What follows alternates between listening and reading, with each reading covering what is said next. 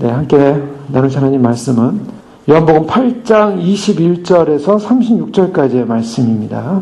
예수님의 자기 증언과 진리에 대한 반응이라는 제목으로 말씀 나누기 원합니다.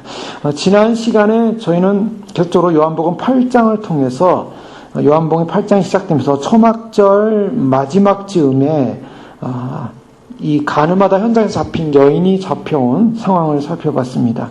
그러면서 주님께서는 그 다음에 계속적으로 가르치신 말씀이 나는 세상의 빛이다 라는 말씀을 하셨고, 빛을 따르는 사람은 어둠에 다니지 아니하고 생명의 빛을 얻는다 라는 말씀을 살펴봤습니다. 예수님께서 빛과 어둠에 관한 설명을 하시면서 이 가늠한 여인을 잡아온 이 중심적 핵심에 관한 내용을 주님께서 해석을 하십니다. 그 이유는 가늠한 여인이 잡혀왔을 때 유대인들이 그들은 진정으로 하나님의 율법과 의가 이루어지는 것이 어떻게 이루어집니까? 라는 데 관심이 없었다는 것입니다. 그들은 율법을 가지고 와서 가늠한 여인을 향하여 예수님께 질문하기를 이 여인은 어떻게 하겠습니까? 모세의 율법에 의하면 이 여인을 돌로 치라고 했는데 당신은 어떻게 하겠습니까? 라고 이렇게 질문했던 것이죠. 그런데 그 질문의 핵심은 그 여인에게 있지 않았습니다. 여인을 정죄하느냐 안 하느냐, 바로 이 여인에 대한 율법의 해석을 어떻게 할 것이냐에 대한 바로 예수님의 태도를 보고 예수님으로 하여금 큰 딜레마에, 그리고 예수님의 큰 함정에 빠지도록 그들이 유도했다는 것입니다. 즉 가늠한 여인이 핵심이 아니었고 예수님이 타깃이셨습니다. 그들은 가늠한 여인을 잡아와서 율법을 들고 나왔지만, 율법의 해석을 요청했지만 사실은 예수님을 넘어뜨리고 예수님을 핍박하고 예수님을 죽이려는 의도였습니다. 예수님께서 그 여인을 향하여 율법대로 돌로 치라 그러면은 예수님께서 그동안 말씀하셨던 죄인들을 구원하기 위한 이 땅에 오신 목적에 위배되고 하나님의 사랑에 위배된다라고 할 것이고, 또한 당시 이 사람을 죽일 수 있는 권한이 로마 정부로부터 빼앗겼던 그런 상황이기 때문에 사내들인 공의가, 그래서 예수님이 돌로 쳐라 그러면, 율법대로 쳐라 그러면은 그들은 로마법에 그들이 고소를 해서 예수님을 살인자로서 그렇게 고소할 수 있는 그런 상황이었습니다. 또 예수님께서 사랑과 긍휼을 베푸셔서 그 여인을 향하여 용서해줘라 라고 하면, 바로 그들은 율법을 들고 나와서 왜 율법을 어기느냐, 율법에는 이와 같이 가늠한 여인은 죽여야 된다고 했는데 왜 당신은 하나님의 사람이라고 말하면서 율법을 어기느냐. 즉 예수님이 이러지도 저러지도 못하는 상황으로 몰아넣어서 결국 예수님을 공격하고 예수님을 무너뜨리려고 하는 사단의 전략이었죠. 이와 같은 사단의 전략을 보면서 예수님께서는 어떻게 말씀하시냐면 죄 없는 자가 먼저 돌로 쳐라 라는 그 말씀을 통해 여러 가지 우리가 상황을 살펴봤습니다. 결국 너희들은 율법을 가져와서 율법을 실행하기를 원한다고 나한테 질문하고 있지만 사실은 율법을 가지고 너희는 율법을 어기고 있다. 그것은 나를 죽이려고 하고 있다 라는 그런 예수님의 지적인 것입니다. 결국 그들은 다 물러가게 됐죠. 자, 결국은 뭐냐, 이 인생 가운데 인생의 문제는, 지금 이 유대인들의 문제는 사실 어떤 깊은 문제에 빠져 있다라는 것이 예수님의 이 해석입니다. 21절 말씀에 보면 다시 이르시되 내가 가리니 너희가 나를 찾다가 너희 죄 가운데서 죽겠고 라는 이런 말씀을 하십니다. 자, 이것은 여기서 잘 말씀을 보면 굉장히 중요하고 심오한 말씀이 많이 나오고 있습니다. 너희가 라고 말하고 있습니다. 굉장히 이것은 굉장히 그 초막절에 일어날 그런 여러 가지 그 긴장감을 예수님 말씀하고 있습니다. 이제 예수님이 그들과 함께 있을 시간이 많이 없습니다. 빛이 함께 있을 시간이 많이 없습니다. 빛이 있을 때 빛을 따르고 빛을 인정해야 되는데 그들은 빛을 받아들이지 않고 빛을 거부하고 있었습니다. 3장 19절에서 21절에 보면 바로 빛에 관한 거부의 상황을 이미 살펴봤습니다. 그 정죄는 이것이니 곧 빛이 세상에 왔으되 사람들이 자기 행위가 악함으로 빛보다 어둠을 더 사랑한 것이니라. 악을 행하는 자마다 빛을 미워하여 빛으로 오지 아니하나니 이는 그 행위가 드러날까 하며 진리를 따르는 자는 빛으로 오나니 이는 그 행위가 하나님 안에서 행한 것임을 나타내려 함이라 하시니라. 요한복음 3장 19절 이하 21절까지는 빛이 세상에 왔지만 사람들이 자기 행위가 악함으로 빛보다 어둠을 사랑했다라고 말하고 있습니다.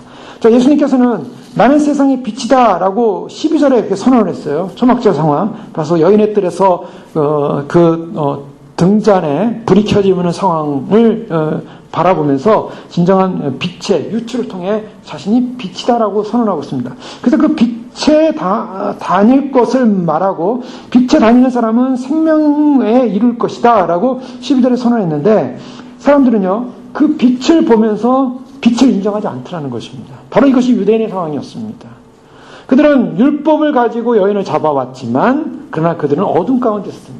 어둠 가운데 있어서 율법대로 행하지 못하고 율법에서 금지하는 살인하지 말라라는 이 계명을 그들은 어기고 있었어요. 예수님을 죽이려고 하고 있었다는 거죠.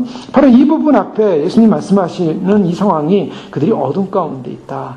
주님 말씀하실 때 이 바리새인들은요 어떻게 얘기하면 바리새인들이 이르되 내가 너를 위하여 증언하니 네 증언은 참되지 아니하도다. 예수님께서 나는 세상의 빛이다 라고 얘기하니까 예수님이 이 빛이다라고 말한 이 빛에 관한 얘기는 참되지 않다.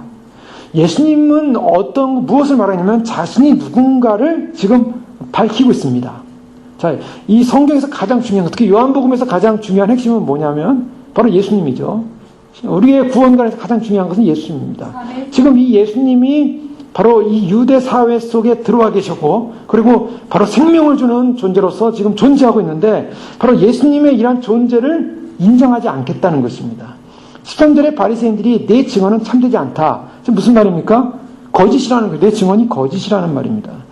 예수께서 대답하여 이르실 때 내가 나를 위하여 증언하여도 내 증언이 참되니 예수님은 자신을 증언한다고 말하고 있습니다. 자, 지금 요한복음에 이 여인의 사건과 더불어서 지금 어떤 이야기가 계속 전개되고 있냐면 요한복음의 특성은 이미 말씀드리지 않았습니까? 이 하나의 사건이 있으면 그 사건에 대한 해석이 그 다음에 따르게 됩니다. 그래서 사건과 사건에 대한 해석 이와 같은 것이 이렇게 계속 반복되고 있는데요. 오늘 이 여인을 통해서 무엇이 나타나냐면 예수님 그분이 어떤 분인가 예수님을 증거한다는 것입니다. 예수님을 드러내고 있다는 것입니다. 그래서 13절 말씀에 당신의 증언은 참되지 않다라고 이렇게 얘기하니까 내 증언은 나를 위하여 증언하는 것은 참되다. 내가 어디서 오며 어디로 가는 것을 알거니와 너희는 내가 어디서 오며 어디로 가는지 알지 못한다. 증언은 참되다. 자, 예수님은 자신의 증언을 자신이 지금 자기를 증언하고 있습니다. 자, 이 사건에 있어서 가장 중요한 핵심은 예수님은 이제부터 자신을 증언한다는 것입니다. 자기를 드러낸다는 것입니다. 자기를 자꾸 나타내신다는 것이 바로 이 요한복음 8장에서 나타내고 있는 것입니다. 예수님은 내가 어디서 왔는지 또 어디로 가는지 아신다라고 말하고 있습니다. 이것은 이미 요한복음 7장 27절에서 28절에 보면 예수님은 동일한 것을 7장과 8장에서 계속 반복되어지는 자기 증언을 하고 있습니다. 7장 27절에 보면 그러나 우리는 이 사람이 어디서 왔는지 아노라 그리스도께서 오실 때 어디서 오는지 아는 자가 없으리라 하는지라 예수께서 성전을 가르치며 외쳐 이르시되 너희가 나를 알고 내가 어디서 온 것도 알거니와. 자, 어디서 왔다. 사람들의 관심이 예수님이 어디서 왔냐. 예수님이 자기 증언하고 있습니다. 자기를 드러내고 있습니다. 근데 사람들의 관심은 이 예수님이 자기를 드러내는 그 예수님이 어디서부터 왔냐는 거죠. 예수님은 내가 어디서부터 왔는지를 너희는 안다. 이렇게 표현하고 있고요. 또 어디로 가는지 이와 같은 부분을 말하고 있습니다. 어디로 가는가. 또 이들의 판단은 어떤 판단이냐면 육체적인 판단을 하고 있었다라고 15절에 말하고 있습니다. 너희는 육체를 따라 판단하나 나는 아무도 판단하지 않노라. 이것도 33절과 35절에 보면 계속 이렇게 말씀하고 있습니다. 예수께서 7장 33절입니다. 예수께서 이르시되 내가 너희와 함께 조금 있다가 나를 보내신 얘기로 돌아가겠노라. 너희가 나를 찾아도 만나지 못할 것이고 나 있는 곳에 오지도 못하리라. 동일하게 어디로 갈 것이다 라고 선언하고 말하고 있습니다. 그러나 그들은 알지 못할 것이다 이렇게 말하고 있습니다. 또 더 나아가서 5장 30절에 보면 또 예수님에 관한 내가 판단하여도 내 판단이 참되다. 내가 혼자 있는 것이 아니라 나를 보내신 이가 나와 함께하고 있다라고 자신을 또 설명하고 있습니다. 5장 30절 말씀에도 보면요. 내가 아무것도 스스로 할 수 없노라. 듣는 대로 심판하노니 심판한다. 내가 지금 이 8장 16절에 보면 내가 판단하여도 내 판단이 참된다. 5장 30절에 보면 판단과 심판에 관한 말을 이렇게 바꿔서 같은 말입니다. 스스로 할 수 없느라 듣는 대로 심판하노니 판단하노니 나는 나의 뜻대로 하려 하지 않고 나를 보내신 이의 뜻대로 하려 함으로 내 심판은 의로우니라. 나를 보내신 이의 뜻. 나를 보내신 이가 나와 함께 하고 있다. 자, 여기 계속적으로 반복되어지고 그리고 확증되어지는 증언을 주님은 계속 말씀하십니다. 이것이 무엇이냐면요. 예수님은 계속적으로 자신이 누군가를 증거하시면서 자신에 관한 증언을 확증하고 있다는 것입니다. 예수님이 지금 이 유대인을 향해서 지금 나는 생명의 빛이다라고 선언했을 때 이 생명의 빛이 누군가 자신을 계속 증언하고 있다는 것이죠. 또 계속적으로 보면요. 8장 18절에 내가 나를 위하여 증언하는 자가 되고 나를 보내신 아버지도 나를 위하여 증언하느니라. 자, 내가 나를 증언하고 있고 아버지도 나를 증언한다고 말씀하고 있어요. 아버지가 증언하는 건 뭐였습니까? 이미 살펴봤죠? 이미 구약 율법에서 증언하고 있고 선지서에서 증언하고 있습니다. 예수님에 관한 증언이 계속되고 있어요. 그래서 예수님은 자기 스스로가 자기만을 증언하는 것이 아니라 아버지도 나를 증언한다라는 소위 말해서 증인이 둘이어야 한다는 이러한 개념을 그렇게 해서 증인이 둘이어야 한다는 개념을 확증시킵니다. 자, 5장 이 37절을 보면 또한 나를 보내신 아버지께서 친히 나를 위하여 증언하셨느니라. 너희는 아무 때에도 그 음성을 듣지 못하였고 그 형상을 보지 못하였으며. 자, 지금 자신이 증언할 뿐만 아니라 나를 보내신 아버지도 나를 증언한다 그랬는데 5장 30절에도 예수님은 나를 보내신 아버지께서 친히 나를 위해 증언하신다. 자, 지금 계속 요한복음에는 지금 어떤 것이 핵심이냐면 예수 그리스도가 누구신가? 예수님은 아버지께 보냄받은 분이고 그 보냄받은 바로 그분이 스스로가 자기를 증언할 뿐만 아니라 나를 보내신 아버지도 나를 계속 증언하고 있다라는 것을 계속 강조하고 있습니다. 자, 이런 것을 강조하고 있는 이유가 무엇인가? 바로 증언하시는 바로 예수님을 만나고 보고 그리고 그분을 받아들일 수 있는 기회가 많지 않다는 것을 지금 계속 강조하고 있습니다. 예수님은 자신이 누군가를 계속 지금 증거하고 계신 거죠. 요한복음 5장 31절에 보면은 내가 만일 나를 위하여 증거하면 내 증거는 참되지 아니하되 나를 위하여 증거하시는 이가 따로 있으니 나를 위하여 증거하시는 그 증거가 참인 줄 아노라. 지금 8장에서도 가늠한 여인 사건 이후로 나는 세상의 빛이다라고 하니까 그 바리새인들이 내가 너를 위하여 증언하니 네 증언은 참되지 않다. 스스로 증언하니 참되지 않다. 아니다. 나는 나를 위하여 증언하는 것도 참되고 나를 위하여 증언하는 이가 있는데 그분이 참되신 분이다. 아버지가 바로 나를 위하여 증언하기 때문에 참되다. 계속 이것을 반복하고 있습니다. 또한 요한의 증언에 대해서 얘기하고 있어요. 5장 35절에 보면 요한은 켜서 비추는 등불이라 너가 일시 그 빛에 즐거이 있기를 원하였거니와 내게는 요한의 증거보다 더 큰 증거가 있으니 아버지께서 내게 주사 이루게 하시는 역사 곧 나의 하는 그 역사가 아버지께서 나를 보내신 것을 나를 위하여 증거하는 것이요 나를 보내신 아버지께서 친히 나를 위하여 증거하셨느니라. 너희는 아무 때에도 그 음성을 듣지 못하였고 그 형용을 보지 못하였으며 그 말씀이 너희 속에 거하지 아니하니 이는 그의 보내신 자를 믿지 아니함이라. 너희가 성경에서 영생을 얻는 줄 생각하고 성경을 상고하거니와 이 성경이 곧 내게 대하여 증거하는 것이라. 지금 예수님은 자신을 계속 증거하고 계십니다. 그것을 가르치고 계신 거예요. 자, 예수님께서 이와 같은 증거함을 가르치고 있음에도 불구하고 그들은 이 긴박성을 잘 이해하지 못하고 있습니다. 그리고 깨닫지 못하고 있습니다. 이제 기회가 얼마 남지 않았다는 걸 예수님은 아시고 자신을 계속 증거하고 있고 유대인들에게 나의 증거는 분명히 맞다, 참되다, 나를 증거하는 것은 나 자신이 참될 뿐만 아니라 하나님의 증거가 있기 때문에 참되다라고 하는데 그들은 그 증거를 받아들이지 않습니다. 그런데요, 예수님께서 21절에 다시 이르시되 내가 가리니. 이제 예수님께서 자신이 앞으로 어떠한 순환을 통해서 이제 하나님 아버지께로 돌아갈 것에 관한 말씀을 조금 계시를 하십니다. 예수님이 사실은 사역 초반에 이것을 계시하지 않아요. 그러나 이제 시간이 가까울수록 제자들에게 조금씩 알리셨고 그 다음에 이제 공개적으로도 내가 이제 간다. 이 표현을 합니다. 너희가 나를 찾다가 이것은 무엇을 말하냐면 이제 끝날 시간이 온다라는 거예요. 이제 너희와 함께 있고 내가 나 자신을 증거하시고 나를 증언하시는 시간, 빛이 빛으로서 비춰질 시간이 얼마 남지 않았다. 그것을 증거하면서 나는 이제 떠날 시간이 온다. 나는 갈 것이다. 근데 중요한 것은 가게 된 다음이 무섭다는 거예요. 예수님께서 내가 가게 되면 문제는 뭐냐면 그 다음이 문제예요. 예수님이 떠나시게 되면 너희가 나를 찾다가 너희 죄 가운데서 죽을 것이다. 굉장히 무서운 선언입니다. 예수님께서 결국 지금 빛이 있는 동안 내가 나를 증언하는 동안 이 증거하는 이 때를 놓쳐버리면 너희는 나를 찾지 못할 것이다. 찾지 못했기 때문에 결국에는 죽을 것이다. 바로 이 부분을 선언하고 있습니다. 많은 사람들이 예수님을 믿고 주님을 찾고 주님을 따르기로 하고 주님을 따르는 분들이 있습니다. 그런데요, 그 내용과 동기를 보면 정말 주님을 주님으로 알고 따르는지 아니면 다른 이유가 있어서 주님을 따르는지 우리가 잘 이렇게 분석을 해볼 필요가 있습니다.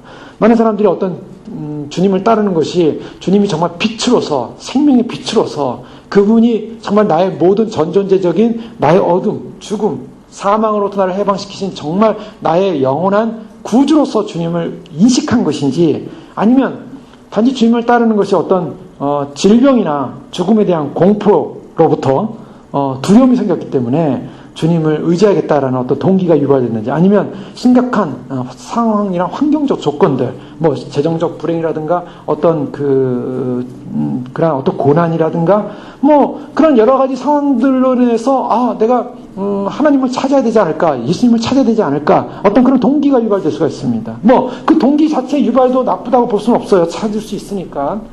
그래서 열심히 기도도 하기 시작합니다. 또 성경도 읽기 시작합니다. 또 교회도 열심히 섬기려고 이제 하기 시작합니다. 또 여러 가지 그런 일들을 하기 시작했는데 문제는 그것이 본질적인 변화를 일으켰냐는 거죠. 어떤 동기가 있어서 주님을 찾긴 찾았는데 그 주님을 찾은 것이 단지 잠깐 지나가는 개혁의 바람 정도로 잠깐 불어서 끝날 것인지 아니면 정말 본질적인 변화가 일어난 것인가. 여러분, 많은 사람들이 신앙생활하고 교회를 다니지만 본질적인 변화가 일어나서 주님을 추구하고 갈망하지 않고 내가 어떤 동기가 유발이 돼서 그것이 시작이 돼가지고 열심히 해요. 그런데 그 동기 유발에 열심히 했다는 것은 전적인 변화를 전제로 하지 않았기 때문에 결국 뭐냐면 끝에 가서 문제가 생겨요. 항상 문제가 생깁니다. 신앙에서 항상 문제가 생긴 것은 바로 거기 있습니다. 예를 들면 동기의 시작이었던 어떤 고난이라는 것이 이제 시간이 지나면서 사라지더라 이거예요. 또 그 동인이 사라졌어요. 또 어떤 환경적 조건들이 사라졌어요. 그랬을 때 사람들의 모습은 어떠냐면 자신이 하나님 앞에 나아가게끔 추진되었던 어떤 동인 때문에 추진을 한지 모르고 또 처음엔 그것 때문에 추진을 한 거죠. 그러나 시간이 갈수록 그것이 거기서부터 추진되는지도 모르는 거예요. 그러다가 열심히 하다가 그 모든 문제가 해결이 됐어요. 해결이 되니까 그 다음에 어떤 상황이 되냐면 다시 옛 기질이나 옛 성품, 옛 생활로 다시 슬슬 심령이 돌아가는 것을 보게 됩니다. 그래서 돼지가 진흙탕에서 놀다가 한번 씻겨지고 나서 내가 이제 깨끗한 사람으로 열심히 살아야겠구나 그런 마음을 가졌는데 나중에 보니까 다시 오물창에 들어가는 거예요. 그래서 오물을 풍겨대면서 그러면서 다시 돌아가는 상황. 이것은 뭐냐? 온전한 변화를 이루지 못했다는 것입니다.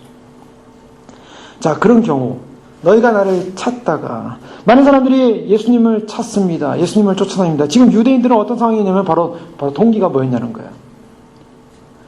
오병이의 사건을 통해서 유대인들을 봤을 때 유대인들의 동기는 먹는 거였어요. 뭔가 채워주는 거였어요.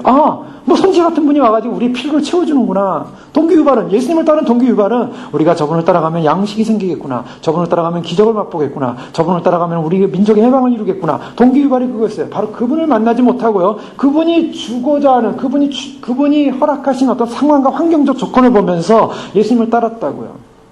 그러나 예수님이 내가 곧 생명의 떡이다. 내 알을 먹어야 된다라고 하니까 예수님 그분을 만나지 못하는 거예요. 예수님 그분을 먹지 못하는 거예요. 그분의 피를 마시지 못하는 거예요. 그분의 십자가 동참할 수 없는 거예요. 그분의 죽음과 함께 동참할 수 없는 거예요. 그래서 자신도 죽어야 되는데 자신은 죽는 길을 원치 않는 거예요. 바로 이 부분이죠. 예수님은 지금 빛으로서 내가 지금 바로 이 유대인들 앞에 서서 너희들의 지금 상황이 어떤 상황인 줄 아냐? 너희는 지금 율법의 문제를 가지고 여인을 정죄하길 원한다고 나한테 왔지만 사실은 여인과 전혀 상관없이 나를 죽이려고 하고 있지 않느냐? 나를 공격하는 거 아니냐? 너희는 율법을 들먹이면서 결국 목적이 타깃이 나를 딜레마에 빠뜨려서 결국 나를 무너뜨리려고 하는 것이 너희들의 의도가 아니냐? 너희들은 바로 그 죄 가운데 있는 율법을 어기는 존재들로 지금 살고 있다라고 예수님은 지금 선언하고 있는 것입니다. 때문에 너희들의 동기는 결국에는 하나님을, 예수님을 진정으로 만난 동기가 아니고 율법을 진정으로 행하는 동기가 아니다. 너희 안에는 살인의 마음이 가득 차고 있지 않느냐. 왜 하나님의 아들로 온 진리를 전하는 자를 왜 너희들은 이렇게 딜레마 속에 빠뜨리려고 하느냐라는 그런 어떠한 그들의 실체를 드러내면서 빛으로 보여주는 것입니다. 빛이 비춰졌을 때 그들은 어떤 상황이 벌어지고 양심의 가책을 받았죠. 지금 사실은 의도가 여인의 문제를 해결받는 것이 의도가 아니었습니다. 여인을 뭐 죽이냐 살리냐, 여인을 어떻게 할 것이냐, 여인의 문제에 관심 없었어요. 여인과 상관없는 바로 예수 그리스도. 그런데요, 예수님이 그 부분을 얘기한 거예요. 죄 없는 자가 돌로 치라는 그 말 앞에 그들의 양심이 찔렸습니다. 그들의 의도가 드러났어요. 그럼 어떻게 해야 됩니까? 예수님 앞에 나와서 나도 죄인입니다 라고 고백해야만 했다고 제가 살펴봤습니다. 그런데 그들은 예수님 앞에 나와서 자신의 죄를 고백하지 않고 예수님을 던져버리고 떠나버렸어요. 자, 많은 사람들이 예수님을 찾아오고 어떠한 동기를 가지고 예수님을 찾아왔지만 그러나 예수님을 못 만나는 거예요. 예수님을 만나지 못하고 예수님 앞에 서지 못하는 게 왜 그런가? 거기에는 본질적으로 인간의 본성, 인간의 본질적인 인식이 필요합니다. 인간의 본질적 존재적 상황은 어떤 상황이냐? 21절에 분명히 보여주고 있어요. 그 뭐냐면 너희 죄 가운데서 죽겠다. 즉 여기서 말하는 것은 너희 죄 가운데서. 자, 인간은 어느 존재냐면 죄 가운데 있는 존재라는 것입니다. 자, 죄 가운데 있는 존재. 바로 여기서부터 시작인 거예요. 왜 빛이 필요한가? 우리가 죄 가운데 있기 때문이라는 것입니다. 왜 사람들은 이 빛으로 나와야 되는가? 왜 주님은 빛이야만 하는가? 주님 외에는 사실 인생 모두는 죄예요. 죄 가운데 있는 거예요. 그 때문에 가늠한 여인의 사건을 통해서 예수님께서 빛을 비춰주니까 그 빛 앞에서 모든 사람들이 다 주님 앞에 나왔어야만 한다는 것입니다. 즉, 그 빛은 무엇을 말하고 있냐면 예수님의 빛은 우리가 누군가를 발견하라는 것입니다. 그래서 그 발견한 내가 죄인이라는 사실을 인식할 때 두 손을 높이 들고 항복하라는 것입니다. 바로 예수님이 자신을 증거하는 증거의 내용은 바로 예수님 그분을 발견한다면 항복하라는 거예요. 성경 전체의 내용은 인간으로 하여금 인간이 그렇게 높고 위대하고 인간이 굉장한 존재고 인간이 스스로가 구원을 이룰 수 있고 구원을 찾아갈 수 있는 존재가 아니라는 것입니다. 보통 사람들이 구도자적인 마음을 갖는다. 그래서 우리가 열심히 정말 우리를 창조한 창조주가 누구고 이 땅을 만든 신이 누군가. 그래서 많은 철학자들이 그 신의 그 존재에 대해서 탐구하고 그리고 묻고 질문하고 들어가지 않습니까? 그러나 인간은요, 인간 스스로가 신을 찾을 수가 없어요. 왜? 어둠 가운데 있기 때문에. 그리고 죄 가운데 있기 때문에, 죄 아래에 있기 때문에. 예수님은 바로 그 부분을 계속적으로 왜 그런가를 설명하십니다. 바로 23절에 보면요, 예수께서 이르시되 너희는 아래에서 났고 나는 위에서 났다. 출생을 얘기하고 있어요. 자, 이건 뭘 말하냐면요, 소위 말해서 종자 자체가 다르다는 거예요. 그 본질이 다르다는 거예요. 뿌리가 다르다는 것입니다. 자, 우리가 구원을 받을 수 있는 존재, 우리 스스로 구원을 이룰 수 있는 존재가 한 명도 없다는 거예요. 왜? 우리는 아래에서 난 존재다. 그리고 예수님은 어떤 말씀하십니까? 나는 위에서 났다. 여기에서 큰 이해의 해석의 그런 차이가 생깁니다. 사람들은 예수님을 바라보면서 자신들도 뭔가 율법적 열심을 통해서 스스로 선택된 백성이요, 구원받은 백성이요, 또한 구원받을 백성으로 자신들이 결국 구원을 이루지 않을까라는 유대인들이 그렇게 생각을 했어요. 그래서 그들은 선택된 백성으로서의 구원에 대한 어떤 자신감이 있었어요. 그러나 주님은 우리 스스로가 구원받을 수 없는 존재, 바로 위로부터 난 그분이 우리를 위로 이끌지 않으면 안 된다는 선언을 하고 계십니다. 굉장히 큰 차이가 있어요. 왜요? 너희는 이 세상에 속하였고 나는 이 세상에 속하지 아니하니라. 뿌리가 다르다는 겁니다. 뿌리가 다르기 때문에 어둠 속에 있는 너희는 너희가 나를 찾으려고 해도 내가 위로 가게 되면 땅에서 아무리 헤매고 찾아봤자 위로 올 수 없다라는 것입니다. 너희는 땅에서 헤매다가 바로 위로 올라가시고 위에서 내려오시고 다시 위로 올라가신 그분을 만나지 못하면, 그분이 정말 생명이라고 인식하지 못한다면, 그분이 하나님이 나를 구원하실 구원의 주님으로 인식하지 못한다면 너희는 이 땅에서 영원히 죽을 것이다. 바로 그것이 21절의 말씀입니다. 너희가 죄 가운데서 죽는다. 아래에 있는 존재다. 땅에 있는 존재다. 내가 가는 곳에는 너희가 오지 못하리라. 자, 내가 가는 곳에 오지 왜요? 땅에 있는 존재, 아래에 있는 존재, 이 세상에 속한 존재들이라는 것입니다. 주님은 바로 이 부분을 말씀하시면서 여기서 24절에 보면 이렇게 말씀하십니다. 그러므로 내가 너희에게 말하기를 너희가 죄 가운데서 죽으리라 하였노라. 다시 반복하죠. 죄 가운데 죽으리라. 21절을 반복합니다. 너희는 죄 가운데 죽을 것이다. 너희가 만일 내가 그인 줄 믿지 아니하면, 그 다음에 죄 가운데 죽는 사람들이 죄 가운데 죽는 이유, 죽지 않을 이유에 대해서 설명하고 있어요. 너희는 죄 가운데 죽을 것이다 라고 선언했습니다. 바로 이것이 빛 앞에 선 인생이에요. 빛 앞에 선 유대인의 모습이에요. 빛 앞에 선 바로 주님을 알지 못하는 백성, 주님을 안다 해도 주님을 정말 제대로 모르는 백성들에게 주어진 말씀이에요. 너희는 죄 가운데 죽을 것이다. 너희가 만일 내가 그인 줄 믿지 아니하면 너희 죄 가운데서 죽으리라. 분명히 말씀하고 있습니다. 자, 그런데요, 여기서 저희가 주목해야 될 중요한 말씀이 나옵니다. 24절 중간에 너희가 만일 내가 그인 줄 믿지 아니하면, 내가 그인 줄. 이 단어는 굉장히 말씀은 중요한 말씀입니다. 내가 그다. 내가 그다. 여러분, 이 성경을 읽다가요, 이 말씀을 쓱 넘어가면 그냥 그래, 내가 그인 줄, 그분이구나, 이렇게 생각할 수 있어요. 이 내가 그라는 이 말씀은요, 굉장히 중요한 의미를 담고 있습니다. 자, 그것을 헬라어로 에고 에임이라는 말을 쓰고 있습니다. 제가 영어로 그냥 이렇게 읽는 그런 발음식을 써놨는데요. 에고라고 하는 말은 헬라어로 I라는, 나라는 그런 주어입니다.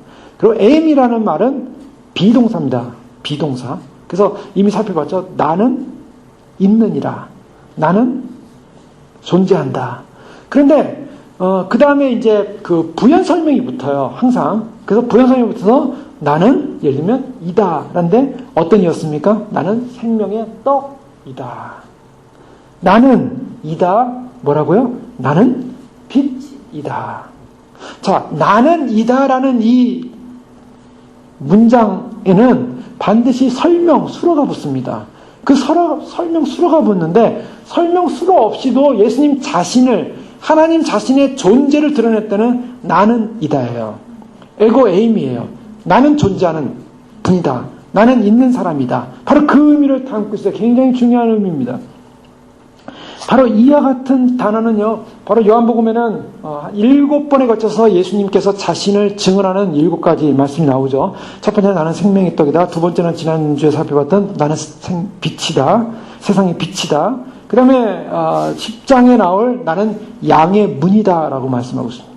또 나는 선한 목자다 라고 말씀하세요.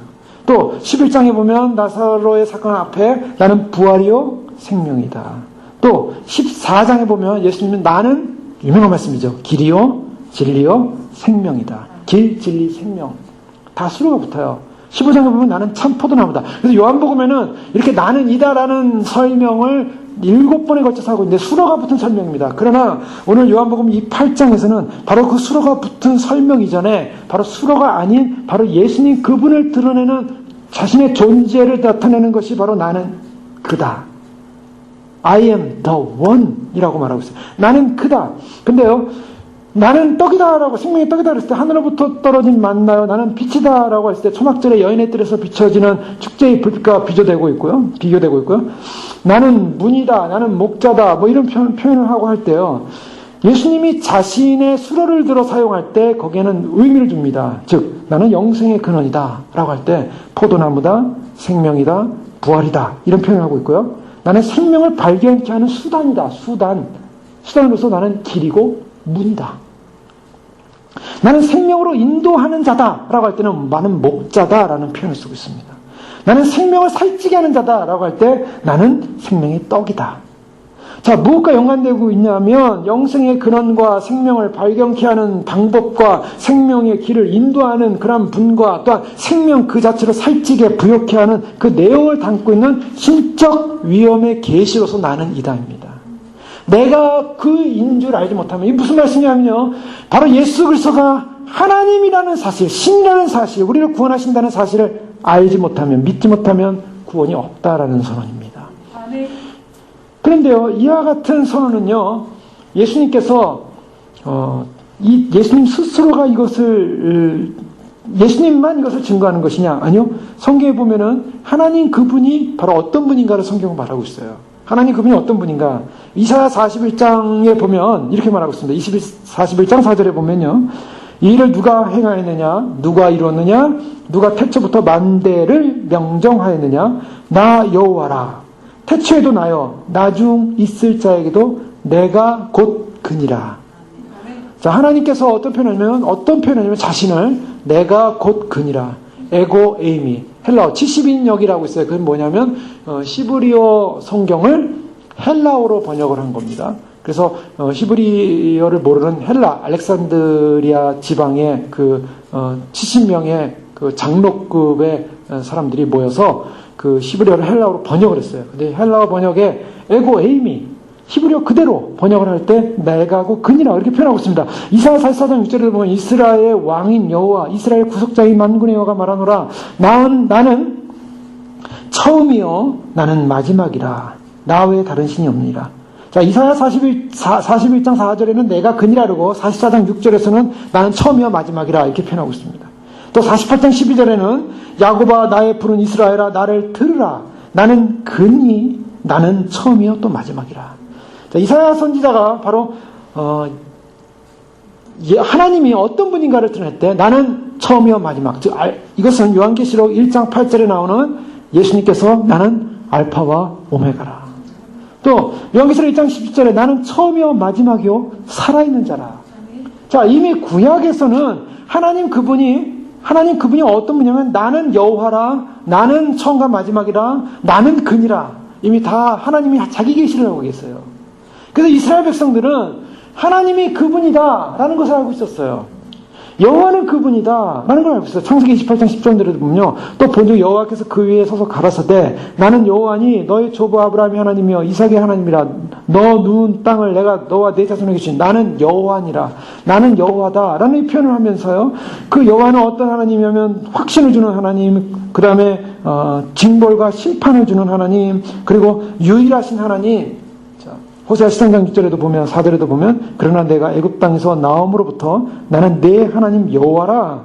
나밖에 내가 다른 신을 알지 말 것이라. 나 외에는 구원자가 없다. 하나님의 유일성. 나 외에는 구원자가 없다. 나는 여호와라. 요엘서 2장 27절에도 그러는 내가 이스라엘 가운데 있어 너희 하나님 여호와가 되고 다른 이가 없는 줄을 너희가 알 것이라. 너희 하나님 여호와가 되고 존재의 원인이자 현존하는 분이다. 그리고 우리의 죄를 사하시는 분이다라고 말하고 있어요. 이사야 43장 25절에 나는 허물을 도말하는 자이다.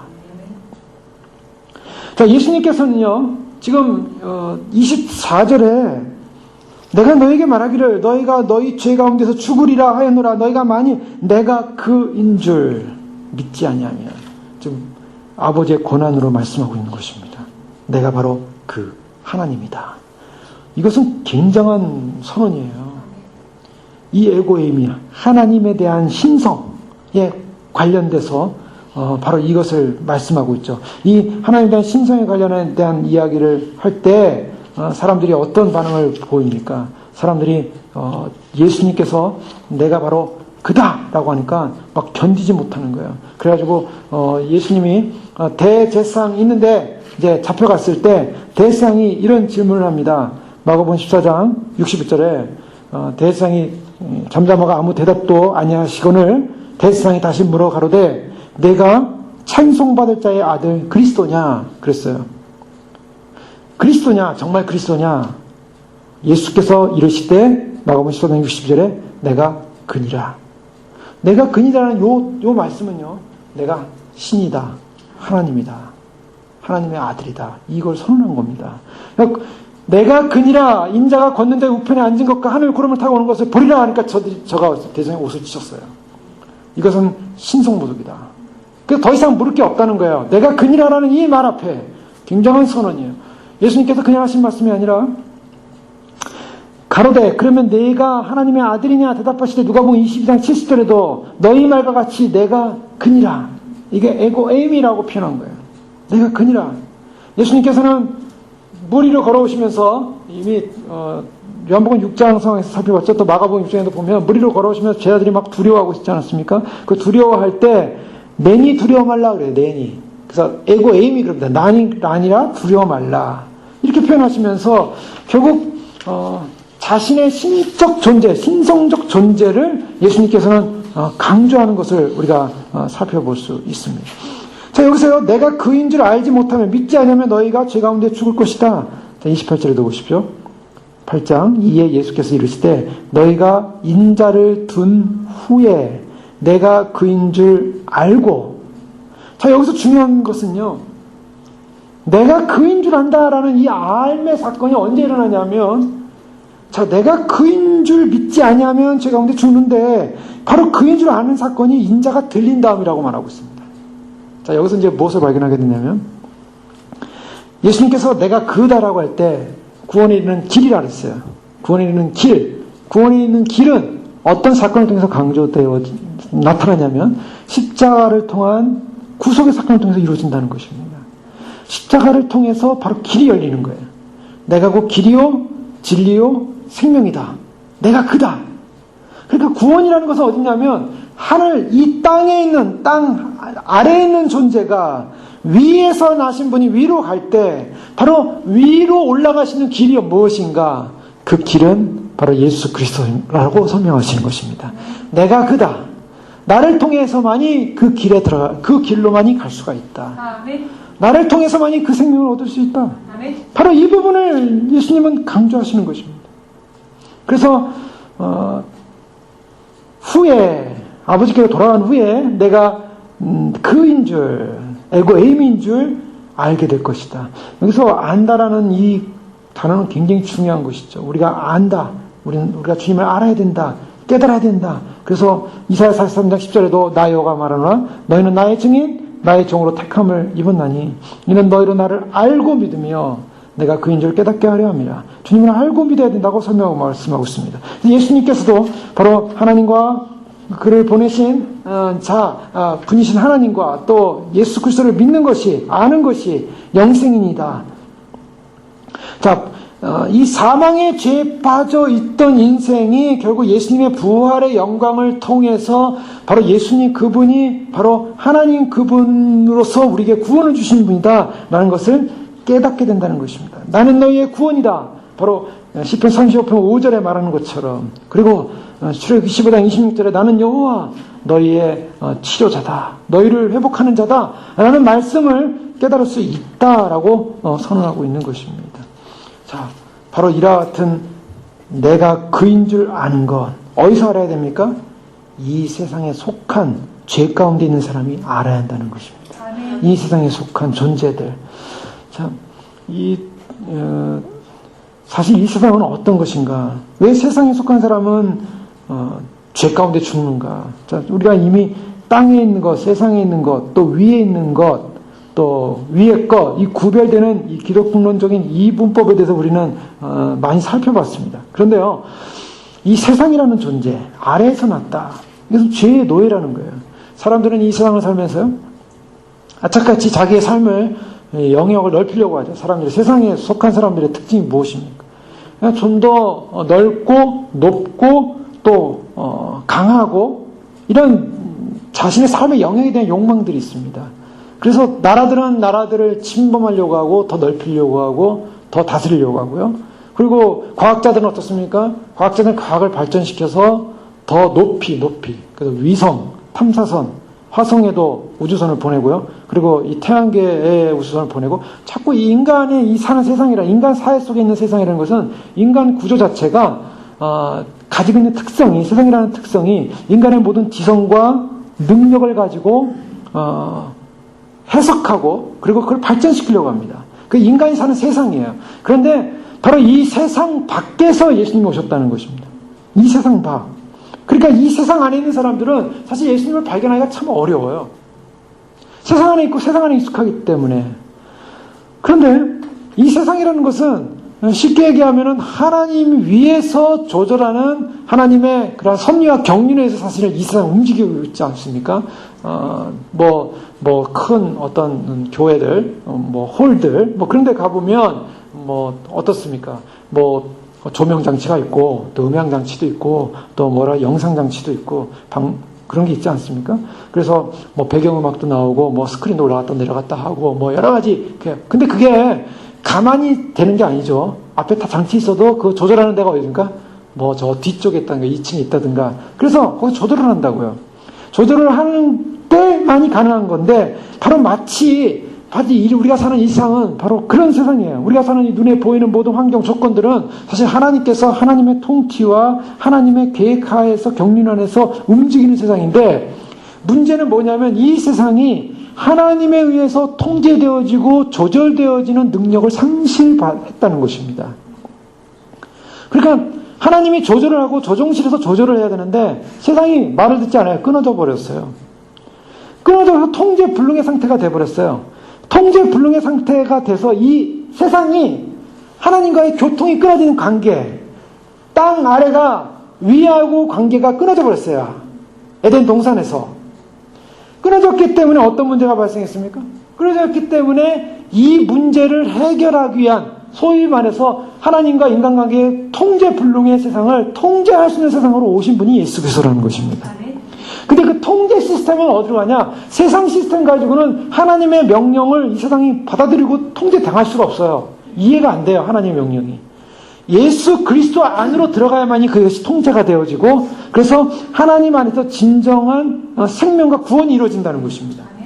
자, 예수 그리스도 안에서 진정한 생명과 구원이 이루어지는 것을 예수님께서는 32절에 보면 진리를 알지니 진리가 너희를 자유롭게 하리라 라는 이 표현을 쓰고 있어요. 자, 세상이라는 것이 그건 어떤 것이냐? 사람들은 세상에서 마음대로 자기가 원하는 대로 그렇게 세상 속에서 세상이 원하는 그런 자기 확장, 자기의 그런 아까 말씀드린 그런 인간적인 모든 노력을 통해서 얻는 그런 모든 그 지성과 능력이 이룰 수 있는 가능성을 자꾸 밝히는 것이 자유라고 생각합니다. 그래서 예수님을 믿으라, 주님을 믿으라, 그리고 주님 안에 머물라 라고 하면은 사람들이 어떻게 생각하냐면 자유를 잃는다고 생각해요. 보통 사람들은. 말씀대로 살아야 됩니다 라면은 그게 자유를 잃는다고 생각해요. 그런데 왜 그런가? 인간 자체가 자유를 어떻게 생각하냐면 하나님의 통제가 없는 곳에서 태어나서 하나님의 통제 없이 사는 것이 자유라고 생각했기 때문입니다. 근데 진정한 자유는 어디냐면 주님께서 바로 진정한 자유는 진리 안에 들어오는 것이다. 아멘. 진정한 자유는 에고 에이미, 내가 그니라 라는 바로 예수 그리스도를 믿는 것이 자유다라고 말하고 있는 거예요. 아멘. 자, 왜 그랬는가? 저희가 이 창세기에 아담과 하와가 범죄할 때 상황을 보면요, 이 뱀이 하와에게 나타나가지고 어떤 것을 유혹을 합니까? 뱀이 유혹할 때 그 유혹의 내용은 그래요. 뭔가 너는 손해보고 있다. 손해보고 있다. 자, 그렇게 이제 심리적으로 유혹을 했어요. 자, 사람이 그래요. 사람이 뭔가 손해보고 있다라는 생각이 들면 좀 억울한 마음이 들죠? 그러면 그 손해를 해결하고 싶어 합니다. 나 손해본 거 억울해. 그런데 어떤 손해를 보고 있냐면 하나님이 널 속이고 있어. 이렇게 얘기한 거예요. 하나님이 왜 날 속여? 하나님이 요 선악과를 먹으면 하나님처럼 밝아질 수 있는 건데 하나님이 너한테 그걸 속이고서 그걸 먹지 말라고 그러는 거야. 그러니까 너는 손해보고 있는 거야. 이렇게 이제 유혹을 한 겁니다. 손해보고 있다라는 그 말. 너도 이것을 먹으면 하나님처럼 눈이 밝아지고 하나님처럼 될 것이다. 원래 너는 하나님처럼 돼야 될 존재인데 너는 지금 속박받고 있는 거야. 너는 지금 제한받고 있는 거야. 너는 자유를 잃어버렸어. 너는 자유를 쟁취해야 돼. 그 자유를 쟁취하기 위해서는 반드시 선악과를 먹어야 되고, 그러면 너도 하나님처럼 자유로운 존재가 될 거야. 바로 이 부분을 가지고 들어온 거예요. 그러니까 아담과 하와가 어떻게 했습니까? 나는 자유를 잃어버렸구나. 그래서 어떻게 합니까? 자유를 잃어버렸다는 생각 때문에 자유를 찾아서 하나님의 말씀을 던져버리는 것입니다. 자, 이것이 바로 인간의 본성이에요. 인간의 본성이라는 것이 자유를 찾아서 하나님을 떠나는 것입니다. 그것이 자유라고 생각해요. 그런데 진정한 자유는 하나님 안에 머무는 것이 진정한 자유입니다. 하나님 안에 하나님의 말씀과 질서대로 사는 것이 그게 진정한 아담과 하와의 자유였어요. 그 하나님이 주는 영원한 자유의 축복을 누릴 수 있는 특권이었어요. 그런데 스스로가 손해보고 있다고 생각하는 거예요. 주님을 따르고 하나님 말씀을 따르고 하나님 명령을 따르면 나는 내가 마음대로 살 수 있고 내가 할 수 있는 걸 잃어버리고 내가 할 수 있는 걸 잃어버려서 하나님처럼 나가 자유롭지 못하고 나는 속박받고 통제받는 인생이구나. 내가 하나님을 버려야겠구나.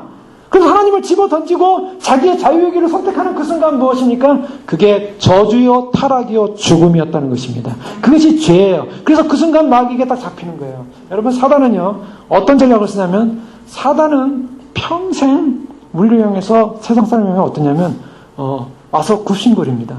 여러분, 사단이 우리를 딱 목 끌고 막 끌고 하는 게 아니에요. 자신은 와서 사단이 굽신거려요. 어떻게 굽신거냐면, 내가 당신님에게 명예를 주겠습니다. 내가 당신님에게 부를 주겠습니다. 내가 당신님을 아주 높여주겠습니다. 당신 얼마나 존귀하고 위대한데요. 이 땅에서 그냥 당신은 너무너무 높아지고 당신은 위대한 존재가 되기 때문에 나는 당신이 할 수 있는 그 모든 걸 다 서포트해 주겠습니다. 라고 이렇게 고개를 숙였어요. 근데 파우스트에 나오는 것처럼 사단이 딱 한 가지 요청을 합니다. 그 조건에 맞게. 뭐냐면 당신의 영혼을 내게 주십시오. 이 괴테의 파우스트에 나오는 건 당신의 영혼을 이제 사는 거예요. 영혼을 사는 대신에 내가 당신의 영원한 종이 되겠습니다. 내가 이 땅 가운데서 누릴 수 있는 모든 걸 누릴 수 있는 서포터가 생겼어요. 자, 그 대신 영혼만 주면 되는 거예요. 영혼만. 그러면 나를 서포트해 주겠대요. 그래서 사탄은 와가지고 우리의 발부터 닦아줍니다. 발부터 닦아주면서 우리가 당신을 섬길게요. 당신은 참 이런 나의 섬김을 받아서 당신은 훌륭한 사람이 될 것입니다. 사람들은 거기에 다 만족하는 거예요. 나는 자유롭다. 자는 좋다. 자, 결론이 어떻게 되겠습니까? 결론은 사탄이 그 영혼을 빼앗아서 영원한 지옥으로 끌고 갑니다. 자, 하와는 바로 이 속임을 받은 거예요. 너는 손해보고 있다. 하나님께 손해보고 있다. 그 때문에 하나님을 떠나야 된다. 하나님의 말씀을 거역해야만 한다. 그것이 너에게 자유가 주어질 것이다. 자유가 절대 주어지지 않았습니다. 하와는 에덴 동산에서 쫓겨났고요. 그리고 죄에 속박이 됐고요. 그들은 죽었어요. 육적으로 죽은 것은 아니었지만, 당장 죽은 것은 아니었지만 영으로 죽어버렸어요. 죽는 사건이 벌어졌어요. 자, 죽은 사건이 벌어지면 아니라 세상 말로 하면 감옥에 갇힌 거예요. 죽음이라는 감옥, 사탄의 지배라는 감옥, 사탄의 지배라는 감옥에서 태어났기 때문에 사람은 거기서 태어나면서 그게 자유인 줄 알아요. 그게 행복인 줄 알아요. 그런데 하나님께로 나아가는 것은 자유가 아니라고 생각해요. 여러분, 자유라고 할 때 32절에 진리를 알지니 진리가 너희를 자유케 하라. 많은 사람들이 자유라고 하면요 이렇게 생각해요. 자, 억압으로부터의 해방. 그래서 이 말씀을 가지고 많은 사람들이 인용을 합니다. 그래서 사회운동하는 사람들이 이 말씀을 운영하고 우리가 이 사회적 구조로부터 핍박으로부터 무슨 독재 정권으로부터 아니면 여러 어려움으로부터 우리가 자유롭게 될 것이다. 진리는 이것이 이와 같은 우리를 핍박하는 모든 압제 세력으로부터 그것을 끊어버리는 것이 진리인 것이다. 진리를 이길 것이다. 그러면서 그 자유를 얻을 것이다. 쟁취할 것이다. 자, 그런데요, 자유라는 것은 어떤 동인으로부터 해방되어지는 것이 자유인가? 라는 질문을 던져봐야 됩니다. 어떤 동인으로부터 해방되어지는 것이 자유인가? 과연? 여러분, 어떻습니까? 자유라고 하는 것은요, 어디로부터 나오는 것이 자유가 아니라 목표를 향해 가는 것이 자유인 것입니다. 목적이 없으면 자유가 아니에요. 그것은 우리 뭐라 그래요? 방종이라 그래요. 자, 어떤 사람이요? 우리 자녀들 예를 들어봅시다. 자녀들 보고 세상을 향해서 너 이제는 마음껏 살아라. 학교도 다니지 말고 이제 네가 하고 싶은 거, 네가 원하는 거 한번 살아봐라. 그리고 그에게 목표를 주지 않고 그냥 내보내본다고 생각해보세요. 자, 그가 뭘 할까요? 가서 뭘 할까요? 세상에서 내가 즐길 수 있고 내가 누릴 수 있고 내가 할 수 있는 거 다 해보고 싶은 거예요. 그것을 자유라고 하지 않습니다. 그것을 자유라고 하지 않고 목표, 즉 어떤 목표냐? 그 목표를 향하여 나로부터 내가 속박된 데로부터 탈출을 해서 그 목표를 향하여 가는 것 자체가 의미 있는 자유예요. 즉 주님께서 여기서 진리가 너희를 자유케 한다는 이 개념은 사단의 속박으로부터 나와서 거기서 헤매는 게 아니야. 세상에서 그게 자유가 아닙니다. 주님은 우리가 사단의 속박으로부터 해방되어서 이제 해방됐으니 마음대로 살아라. 해방됐으니 네 뜻대로 살아라. 너는 이제는 죄는 해방됐고 이제는 너는 의로운 존재가 됐고 이제는 마음껏 네 마음대로 사는 것이 너에게 주어진 자유다라고 말하는 게 아니에요. 해방됐으면 하나님께로 하나님의 질서 안에 들어간다는 것입니다. 그게 자유라고 주님 말씀하고 있는 거예요. 진리를 알지니 진리가 너희를 자유케 하리라. 왜냐하면 자유롭지 못한 사람은 종이라는 거예요. 그래서 종과 아들을 비유하고 있습니다. 누가 진정한 자유자인가? 집안에 아들이 있고 종이 있습니다. 그래서 33절에 보면 그들이 대답하되 우리가 아브라함의 자손이라 남의 종이 된 적이 없거늘 어찌하여 우리가 자유롭게 되리라 하느냐? 우리는 아브라함 자손인데 나는 종이 아닌데 우리 뭐 자유롭게 되리라 하느냐? 사실은요, 아브라함은 어떤 사람이었어요? 아브라함은 하나님께서 그 아들을 죽여도 다시 살릴 것을 믿었던 사람이에요. 즉, 보이지 않지만 하나님의 기적과 하나님의 부활의 능력을 믿었던 사람이에요. 그런데 아브라함이라는 자손이라는 이 사람들이 지금 무엇을 하면 예수님을 죽이려고 하고 있어요. 그들은 생명을 주고자 온 생명의 수혜자에게 생명을 빼앗고자 하는, 생명을 빼앗는 그런 가해자로서, 그리고 살인자로서 존재하고 있어요. 그런데 아브라함의 자손이래요. 우리는 자유하다. 아니요. 그들의 마음속에는 죄악으로, 어둠으로, 살인으로, 마음에 하나님을 거부하는 그런 죽으며 죄의 종으로서 존재하고 있었어요. 근데 우리는 자유자예요. 자유자가 아니에요. 자기들은. 자기가 스스로가 자유자라고 생각하는 그 자유를 가지고 예수 그리스도를 죽이려고 하고 있다고요. 자, 종이라고 하는 것입니다. 예수께서 대답하실 때 진실로 진실로 너에게 이르노니 죄를 범하는 자마다 죄의 종이라. 즉 너희는 죄를 지금 범하고 있는 죄의 종의 상태다.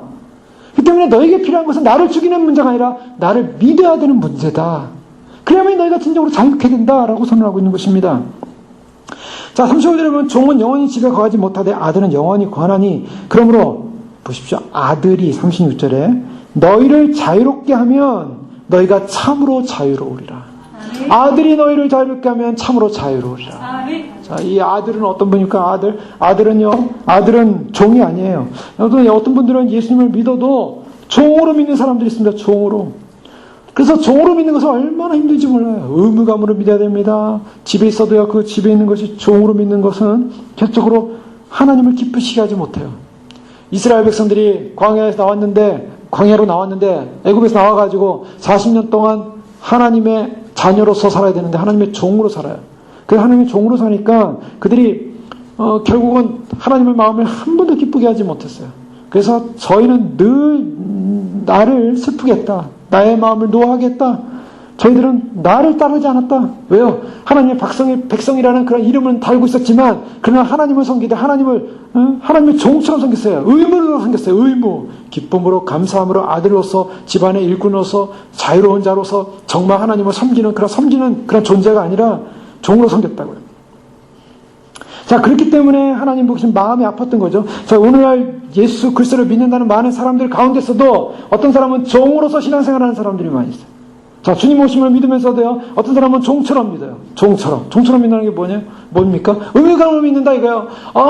주님이 오시면 내가 이 지상에 남으면 안 되지, 이 환란에 남으면 안 되지, 내가 안 되지 하고 하는 사람들은 그렇기 때문에 나는 무엇을 해야 되나, 나는 이것을 해야 되나, 저것을 해야 되나, 그냥 너무 고달프구나, 힘들구나, 좀 편한 길 없을까, 좋은 길 없을까? 여기가 편한 게 있어, 이걸 오십시오. 여기가 편한 게 있어요. 그러면은 귀가 번쩍부터 한 거예요. 그러나 어떻습니까? 정말 내가 종이 아니라 내가 하나님의 진정한 아들이고 자녀라면 어떻습니까? 내가 진정한 아들이면 우리가 주님을 어떤 마음으로 기다리게 될까요? 그 사랑하는 마음입니다. 여기는요, 의무감이 아니에요. 의무감이라는 것은 얼마나 괴로운 일이죠. 의무감으로 하는 것은요, 사실은 어떤 면에서는 그 마음의 중심에 주님을 향한 사랑이 없고 주님에 대한 중심이 없다면 모든 게 다 죄예요. 그것은 가식일 뿐입니다. 그러나 주님에 대한 사랑이 있고 주님에 대한 마음이 있다면 그 사랑하는 마음으로 달려가는 것이죠. 자, 주님이 이 땅에 오신 목적 분명하게 말씀하고 있어요. 주님이 이 땅에 오신 목적은요, 사람들로 하여금 이 세상에서 행복하게 하려고 오시지 않았다는 것입니다. 너희는 이 세상에 속했다. 예수님 오신 목적이요, 나도 세상에 속했으니 세상에서 우리가 잘 행복해보자. 이게 아니에요. 나는 위에서 왔다. 위로 간다. 너희는 세상에 있다. 너희는 땅에서 났다. 아래서 났다. 땅에서 나고 아래서 납니다. 근데 왜 땅에서 나고 아래서 난 사람들이 바로 하나님에 대해서, 예수님에 대해서 그들은 손해본다는 생각을 하고, 그래서 나는 자유하리라고 스스로 자유를 유지하면서, 그리고 자유를 가지고 예수님을 핍박하려고 할까요? 자, 그 이유는요, 27절에 보면 그들은 아버지를 가리켜 말씀하신 줄 깨닫지 못하더라. 결정적인 이유가 있습니다. 그 결정적인 이유는 뭐냐면 깨닫지 못한다는 것입니다. 깨닫지 못함은 참으로 불행한 일인 것입니다. 불신의 종말, 깨닫지 못하기 때문에 이해하지 못하니까 믿지 못하죠. 그 이해하지 못함으로 말해 오는 사건은 뭡니까? 불신입니다. 불신은 굉장히 두려운 것입니다. 굉장히 무서운 거예요. 그리스도를 거부하기를 고집하는 사람은 죄 가운데 용서받지 못한 채로 주님을 못 만나게 될 것입니다. 그 죽으리라. 주님이 깨닫지 못하는 사람들에게 나타나는 결론이 뭐냐? 저들이 죄 가운데 죽는다는 거예요. 21절에 죽겠고 24절에 죄 가운데 죽으리라. 자, 이 죽으리라는 말씀, 이 말씀을 우리가 대할 때 예수님 굉장히 강하게 말씀하시는구나 느낄 수가 있습니다. 직설법입니다. 이 죽으리라라는 것은요, 직설법 강조예요. 굉장히 강조된 거예요. 정말 죽을 것이다. 자, 불신앙의 운명을 가진 사람들에게 미래의 운명에 관한 얘기를 하면서 너무 가혹한 거 아닙니까? 너무 무자비한 것 아닙니까? 죽는다는 얘기를 왜 합니까? 라고 얘기할 수도 있어요. 그런데요, 이 두려운 진리를 주저하지 않고 예수님은 말씀하셨어요. 너희가 진정 내가 에고 에이미, 내가 바로 그다. 내가 부활이요 생명이요, 내가 길이요 진리요, 나를 말미암아 아버지께 올 자가 없다라는 바로 에고 에이미, 내가 생명이고 내가 빛이고 내가 생명의 양식이고, 바로 나를 믿지 않는다면, 나가 처음이요 마지막이요, 나를 믿지 않는다면 너희는 죽는다. 이것이 바로 우리가 따라야 될 하나의 모범입니다. 임박한 진노에 대해서 인식하고 판단하라는 것입니다. 경고하라는 것입니다. 이대로 가다면 죽는다라고 이야기한다는 거예요. 하나님의 말씀으로 볼 때 침묵은 죄와 같기도 하는 것입니다. 주님은요, 이것을 선언하고 있어요. 당신이 계속 그 길로 간다면, 내가 그라는 바로 예수 그리스도, 그분이 바로 진리이고 그분이 오시고 그분을 믿고 참으로 그분과 함께 연합되어 믿어 가지 않는다면, 그분에게 속하지 않는다면 당신은 죽습니다. 자, 이렇게 얘기했어요. 이렇게 얘기하니까 25절에 그들이 말하되 내가 누구냐. 자, 내가 누구냐, 이게 말이 안 되는 게요, 지금까지 얘기하셨어요. 주님은 나는 그니라, 나는 그니라, 나는 바로 주님으로부터 온, 하늘로부터 온, 하늘에서 온 바로 그다라고 했더니 그들은 네가 누구냐. 자, 이것을 어떻게 설명했습니까? 나는 하나님이다라고 했어요. 하나님이야? 당신 정말 누굽니까? 라는 질문이죠. 누구냐라는 질문은요, 신적 존재에 대한 증명을 하라는 거예요. 내가 바로 그 진리다. 나는 그것들이 성육신하고 인격화되고 구현화된 그런 존재다. 나는 바로 그다 라고 얘기하는데요, 못 알아들어요. 누굽니까? 자, 바로 여기에 깨닫지 못함에 대한 무지에 대한 안타까움이 있습니다. 자, 왜 깨닫지 못하는가? 43절을 보십시오. 좀 오늘 본문에 벗어났지만 8장 43절에 보면 어찌하여 내 말을 깨닫지 못하느냐. 두 번 반복되는, 저들이 깨닫지 못하더라 했는데요, 예수님이 그것을 이제 드러냈어요. 왜 내 말을 깨닫지 못하느냐. 이는 내 말을 들을 줄 알지 못함이로다. 자, 여기서 무엇을 말하고 있습니까? 왜 못 깨달았습니까? 못 깨달은 이유는 너희가 내 말을 깨달을 수 있는 존재가 못 된다는 거예요. 즉, 죄 아래에 있는 사람들은, 세상에 속한 사람은 예수님의 말씀이 깨달아지지 않는다는 것입니다. 자, 이거 절망이에요. 인간이 갖는 절망은 바로 여기 있습니다. 인간은요, 주님의 말씀을 깨달을 수 있는 사실 존재가 아니에요. 그러니까 정말 세상에 속한 사람은 주님의 말씀이 깨달아지지 않아요. 주님의 말씀을 모르고 어렵고 해석이 안 되고. 왜 그런가? 이유가 간단합니다. 그 이유는요, 세상에 속해 있어서 그래요. 그냥 내가 공부를 좀 못해서 그럽니다. 제가 좀 머리가 나빠서 그럽니다. 제가 좀 인지 능력이 떨어집니다. 아닙니다. 아무리 공부를 못하신 예전에 권사님들, 학교 예전에 공부 많이 했습니까? 예전에 일제시대 지나면서 국민학교 나오신 분도 있고요, 다니다 마신 분도 있고요, 중학교 다니신 분 많이 다니셨고요. 예, 그런 분들 많으세요. 그러나 그런 분들이요, 하나님 말씀 다 깨닫습니다. 다 인식하세요.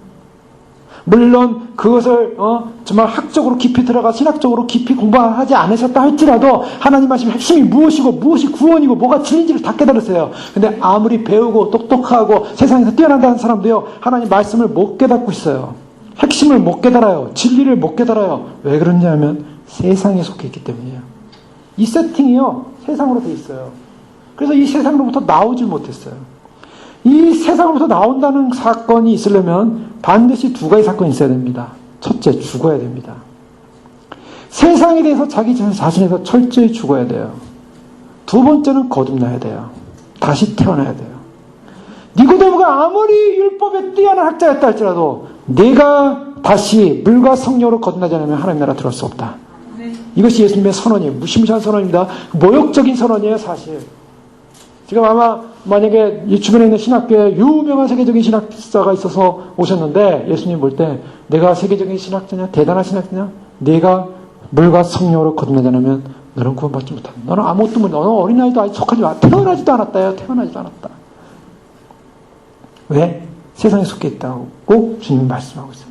자, 세상에 속해 있다라는 이 세상에 속해 있는 이유가 뭡니까? 이유가 뭐예요? 깨달지 못하는 이유. 그것은 가장 핵심적인 것이 바로 처음 아담과 하와가 건드렸던 문제예요. 뭐냐면 손해본다는 생각. 왜 가졌습니까? 내가 왜 손해볼까? 자기가 살아있어요. 즉 인간의 자아. 자, 인간은 뭐냐면 인간은 태어나면서부터 당연히 자아 발전을 노력합니다. 자기 역량을 개발하려고 합니다. 여러분 교육들 보십시오. 한국 교육, 미국 교육, 어느 교육을 보세요. 인간의 자아를 발전시키고 자기를 역량시키는 데에 교육의 목표라고 생각해요. 그래서 그것을 많이 발전시켜서 많이 높여놓고 많이 대단한 사람이 되면 성공했다고 합니다. 사람들이. 그것이 교육이라 그래요. 그래서 자아의 완성을 시켜놓으면 그 자아의 완성이 결국에는 성공이고, 그것이 마치 인간 안에 있는 모든 생각의 구조들, 사상의 구조들은 마치 작은 우주와도 같죠. 인간이 갖는 철학, 과학, 기술, 경제, 정치, 여러 가지 미학, 여러 가지 이 세상에 속한 모든 것들이 바로 인간의 자아 안에서 추구하는 하나의 발전적 자기 역량을 향한 열정이라고요. 그런데 그것을 건드리는 거예요. 아, 내가 내 자아의 역량을 발전시키는데 하나님이 방해가 된다. 언제든지 하나님 버립니다.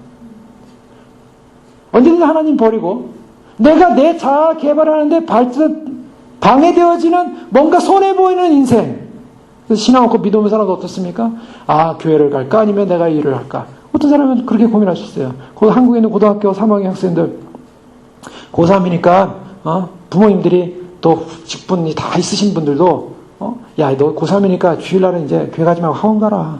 이렇게 많이들 얘기하고 계세요. 왜? 자기의 발전을 위해서 하나님이 방해가 될 때, 그거 생각할 때, 자, 아담과 하와는 바로 하나님을 제껴버립니다. 그래서 자기의 의지를 따라요. 자기의 의지를 따르는 그 순간 어떻습니까?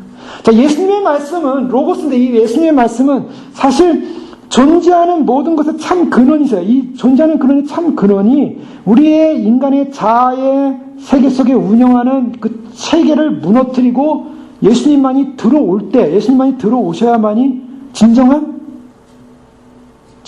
믿음이 생깁니다. 진정한 깨달음이 생겨요. 그래서 심령이 가난해지지 않고는 하나님 나라에 못 들어간다는 것이 그것입니다. 너희가 어린아이같이 순수하지 않고는 하나님 나라에 못 들어간다. 많은 사람들이 왜 순수하지 못하고 왜 심령이 가난하지 못하고, 왜요? 손해본다고 생각하니까. 손해본다고 생각하는 그 순간에 자기의 자아가 발동이 되고 하나님을 버리게 돼요. 그래서 철저한 자아중심, 이고이즘이죠. 에고이즘은 결국 자아중심에서는 믿음이 나올 수가 없습니다. 자아중심이 있는 이상 믿음이 나오지 못하기 때문에 그 인간 안에 있는 불신이라는 의지가 결국 자기 존재와 의지가 연합이 돼서 함께 분리될 수 없는 것이 자기의 존재의 의지입니다. 그래서 죽지 못하고 거듭나지 못하니까 결국 깨달지 못해요. 자, 죽지 못하고 거듭나지 못하고, 지금까지 좀 약간 어려운 말씀을 드렸지만, 죽지 못하고 거듭나지 못하고 자아 존재를 깨지 못하고 이거 같은 거 다 이거 좀 어려운 말씀이 주님 말씀으로 돌아오죠. 그러면 그게 뭔가, 핵심이 뭔가? 주님이 하신 핵심의 말씀 좀 리얼합니다. 44절에 보십시오. 너희는 너희 아비 나비에서 났으니. 자, 주님이 해석을 해줘. 너희는 땅에서 났다. 나는 위에서 났다. 근데요, 44절에 그러니까 주님이 본론으로 들어옵니다. 사실은 땅에서 났다는 이만 너희는 아비에게서 났다. 너희 아비 마귀에게서 났다. 났다. 이 났다는 것은 부모가 있는데 그 부모가 누구냐? 마귀라는 거예요.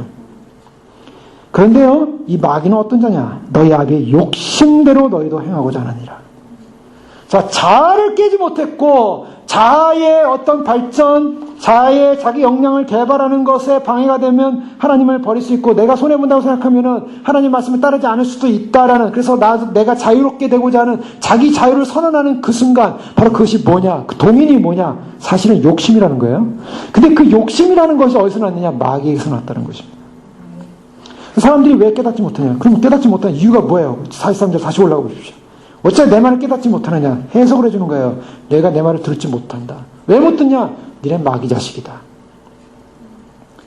니네 마귀 자식이기 때문에 너희는 욕심대로 행하는 자들이다. 그 욕심이 드글드글 네 안에 세상의 욕심이 가득하기 때문에 자기 역량을 위한, 자아 역량을 위한, 세상의 자기 개발을 위한, 그래서 하나님과 하나님의 나라, 하나님의 뜻, 정말 예수 그리스도, 그분은 전혀 관심이 없고 예수 그리스도 이용해서 내가 나의 역량을 개발하고, 예수 그리스도 이용해서 내가 세상에 성공하고, 내가 예수 그리스도 이용해서 세상에서 높아지고, 예수 그리스도 이용해서 이름을 내고 예수 그리스도를 이용해서 살겠다는 마음을 가진 마귀의 자녀들은 깨닫지 못한다라고 말씀하고 있어요. 아멘. 무서운 선언입니다. 자, 마귀에게 속했는데 주의 말씀을 깨닫지 못하는데 구원이 가능하겠습니까? 이제 구원론으로 하면 참 어려워져요.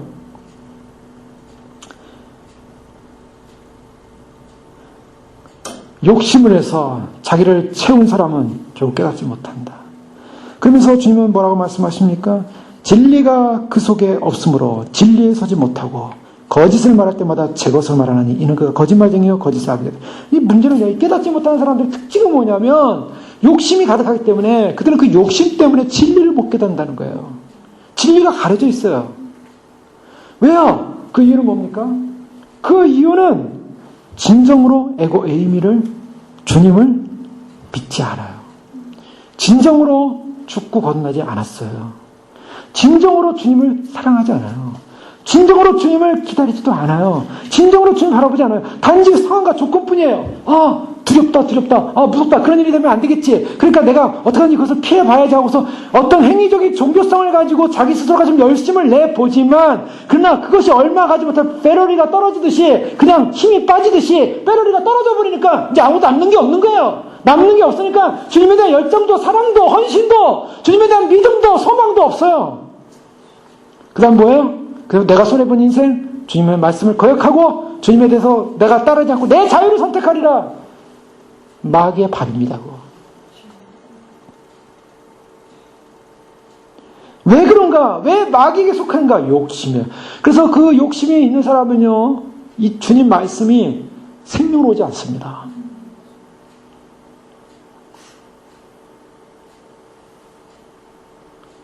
그래서 주님께서 31절에 보면, 이제 30절에 이 주님 말씀을 들으니까 많은 사람들이 믿더라 그럽니다. 믿더라. 참 이렇게 감동적이에요. 그동안 안 믿고 예수님이 이렇게 고생시키고 마음고생시킨 그런 유대인들이요.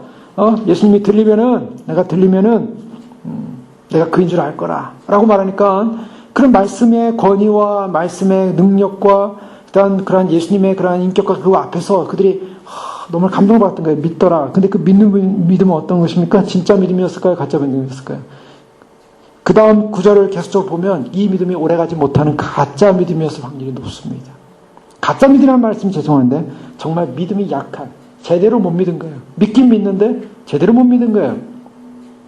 자, 믿긴 믿는데 제대로 못 믿는 이유, 그것이 무엇입니까? 자, 그 다음에 보니까 그러므로 예수께서 자기를 보세요. 믿었죠? 그 다음에 믿은 유대인들이에요. 바로 이제 30절에 믿었다, 많은 사람이 믿었다는 감동이 있었어요. 그런데 그 믿은 유대인들에게 뭐라냐면 너희가 내 말에 거하면, 그 다음 어떻게 해요? 그 다음 중요한 게 참으로 내 제자가 되고, 여기에 힌트가 있죠. 믿긴 믿었습니다.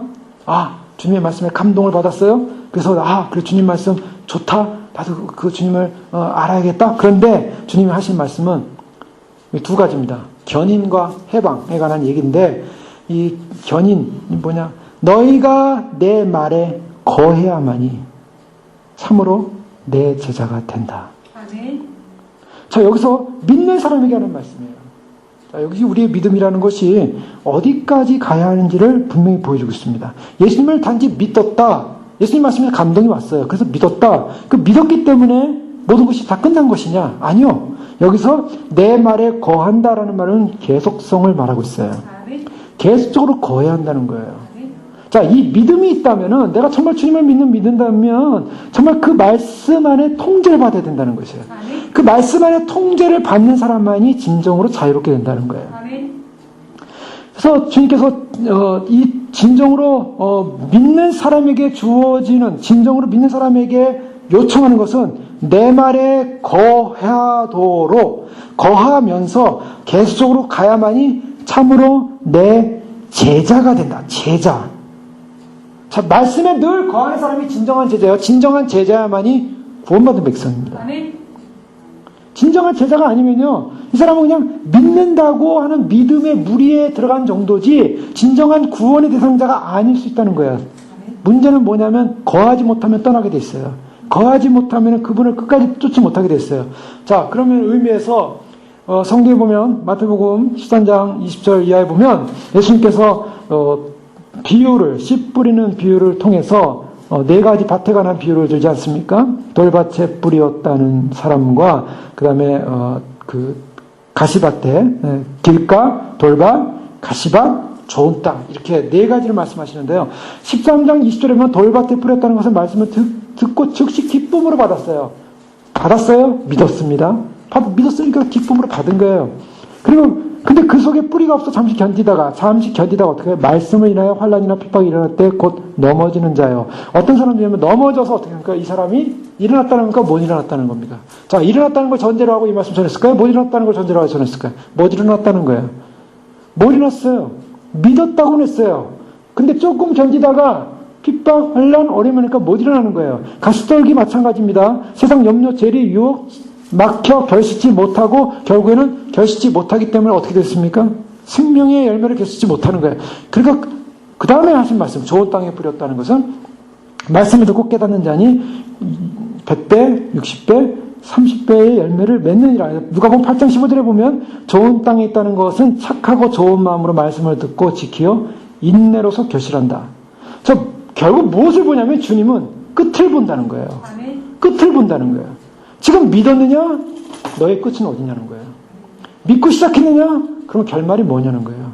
이 결말을 보겠다는 거예요. 지금 돌밭에서도 기뻐했고 또 가시떨기도 마찬가지로 기뻐했고 길가밭도 기뻐했을 거예요. 그러나 그것이 열매를 다 맺지 못해요. 다 뿌리를 내리지도 못하고 뿌리를 좀 내리는 듯 하다가 넘어지고 그 다음에 가시떨기 자라나다가 다 무너지고 그 다음에 제대로 된 밭에야만이 열매를 맺더라는 거예요. 즉 끝이 뭐냐는 거예요. 끝이 뭐냐는 것은 우리가 정말 주님에 대한 믿음을 끝까지 지킬 수 있느냐. 즉 너희가 내 말에 정말 거하겠느냐는 거예요. 아멘. 믿는다고 말을 했는데 내 말에 거할 마음이 별로 없어요. 믿는 것으로 끝이에요. 이미 20년, 30년들이 예수님 한 번 믿어줌으로 끝난 거예요. 그 다음에는 내가 내 말에 거할 필요도 없고 주님 말에 제자가 될 마음도 없고 제자인 양 교회는 왔다 갔다 할 수는 있겠죠. 그러나 참 제자로 삶을 살지 않아요. 말씀의 대로 살지 않아요. 말씀을 깨닫지도 못해요. 이해도 못해요. 인식도 못해요. 자기 욕심으로 가득 차 있어요.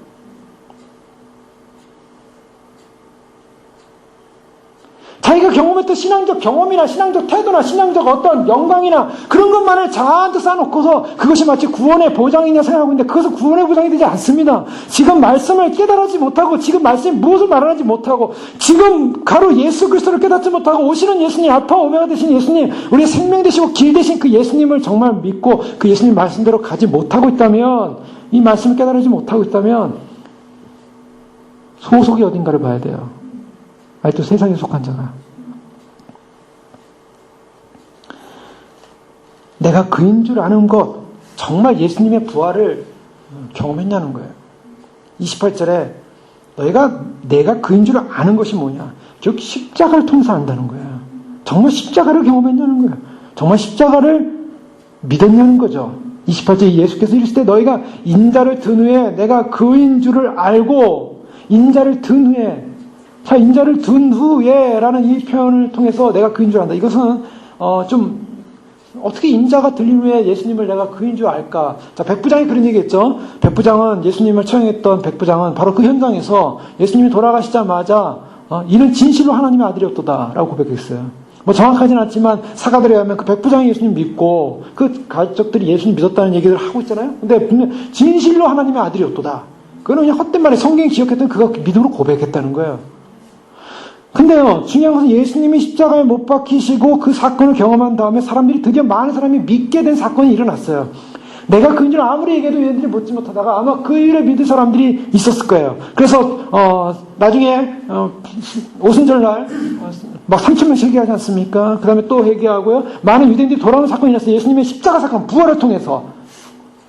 그런데요, 정말 부활을 경험했냐는 거예요. 정말 이 부활, 인자가 들려야 한다는 것은 바로 십자가예요. 바로 그 희생을 통해서만이 반드시 길이 열리고 주님, 하나님과 인간과의 단절된 관계가 열린다는 건데요.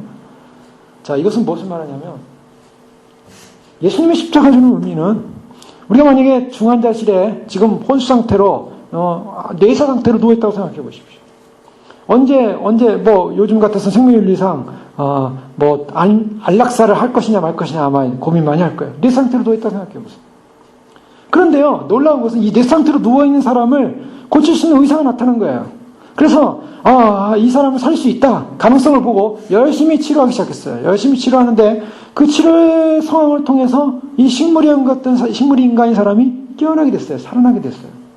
자, 식물인간으로 있을 때 이 사람이 지금 나를 고치는 사람이 훌륭한 세계적인 단 한 번밖에 없는 나를 살릴 수 있는 유일한 의사라고 알았겠습니까? 저희가 코마 상태로 누워있는 상황을 몰라요. 지금 누가 날 고치는지 날 치료하는지 모른다고요. 그냥 아무것도 아닌 죽은 존재예요. 그런데 깨어났어요. 깨어나서 얘가 눈을 뜨고 인식하고 정상이 됐어요. 근데 나를 깨우고 나를 살린 사람이 누구냐? 바로 이분이라는 거예요. 이분이라는 거예요. 알고 나서 깨어나고 나니까 이분이라는 걸 인식했다는 거예요. 자, 이것은 무슨 말이냐면 인자가 들리고 난 다음에 너희가 인자를 든 후에 내가 그인 줄 알라. 지금 예수님이 하시는 행위가 뭔지를 몰라요. 나를 위해서 그분이 오신 이유를 모르고 있다고 죽어있기 때문에 죽은 존재가 몰라요. 지금 예수님이 왜 오셨는지 왜 십자가에 돌아가셨는지 모른다고. 그러나 그분이 십자가 못 박혀 돌아가시고 죽고 나서 살아나시니까 죽을 나를 살릴 분은 바로 이분이라는 것을 깨닫는다는 것입니다. 바로 그 영광. 자, 그런데요. 바로 이 십자가는 무엇을 말하냐면 이 십자가는 우리가 이미 마가복음이나 이런 데 보면은 다른 성경에 보면 예수님께서 십자가에 못 박혀 돌아가시고 숨이 거두시는 그날에 그 시간에 성전의 휘장이 위에서부터 아래로 쫙 갈라졌다 그랬죠. 그래서 성전의 휘장이 열렸습니다. 자, 이것은 무엇을 말하냐면 우리가 이제 지성소 안으로 들어가서 길이 열렸다. 사람들이 이제 우리 편에서만 많이 해석을 하죠. 그런데 우리 편에서만 해석이 아니라 우리에게 길이 열린 것만이 아니라 하나님 편에서는 어떤 사건이 벌어졌냐면 하나님 편에서는 그동안 하나님의 쉐키나 하나님의 영광은 지성소 안에 머물러 있었어요. 그래서 대지상이 1년에 한 번 속죄가 들어가서 주님 앞에 속죄를 드릴 때 하나님의 영광을 경험하고 나왔어요. 그것도 황급하게 나왔어요. 빨리 나와야 돼요. 하나님의 영광을 한번 본다는 것은 어마어마한 사건이에요. 모든 사람이 보고 그냥 인류 가운데 그리고 이스라엘 가운데 레이지파 가운데 딱 한 명 대지상만 1년에 그것도 딱 한 번 그냥 제사 때만 하나님의 영광을 경험해요. 다른 사람은 그냥 그 영광이 뭔지 몰라요. 그런데요, 그 하나님의 영광이 예수님의 십자가 사건 때문에 쫙 휘장문이 열리면서 하나님의 영광이 쏟아져 나온 거예요. 아멘. 하나님의 영광이 바로 그 십자가 사건을 통한 하나님의 임재와 하나님의 통치와 하나님의 의와 하나님의 거룩과 하나님의 능력이 쏟아져 나왔어요. 그래서 그 십자가를 바라볼 때, 십자가를 믿을 때 우리의 다쳤던 눈의 비늘이 벗겨지고 하나님의 영광이 보이기 시작하는 것입니다.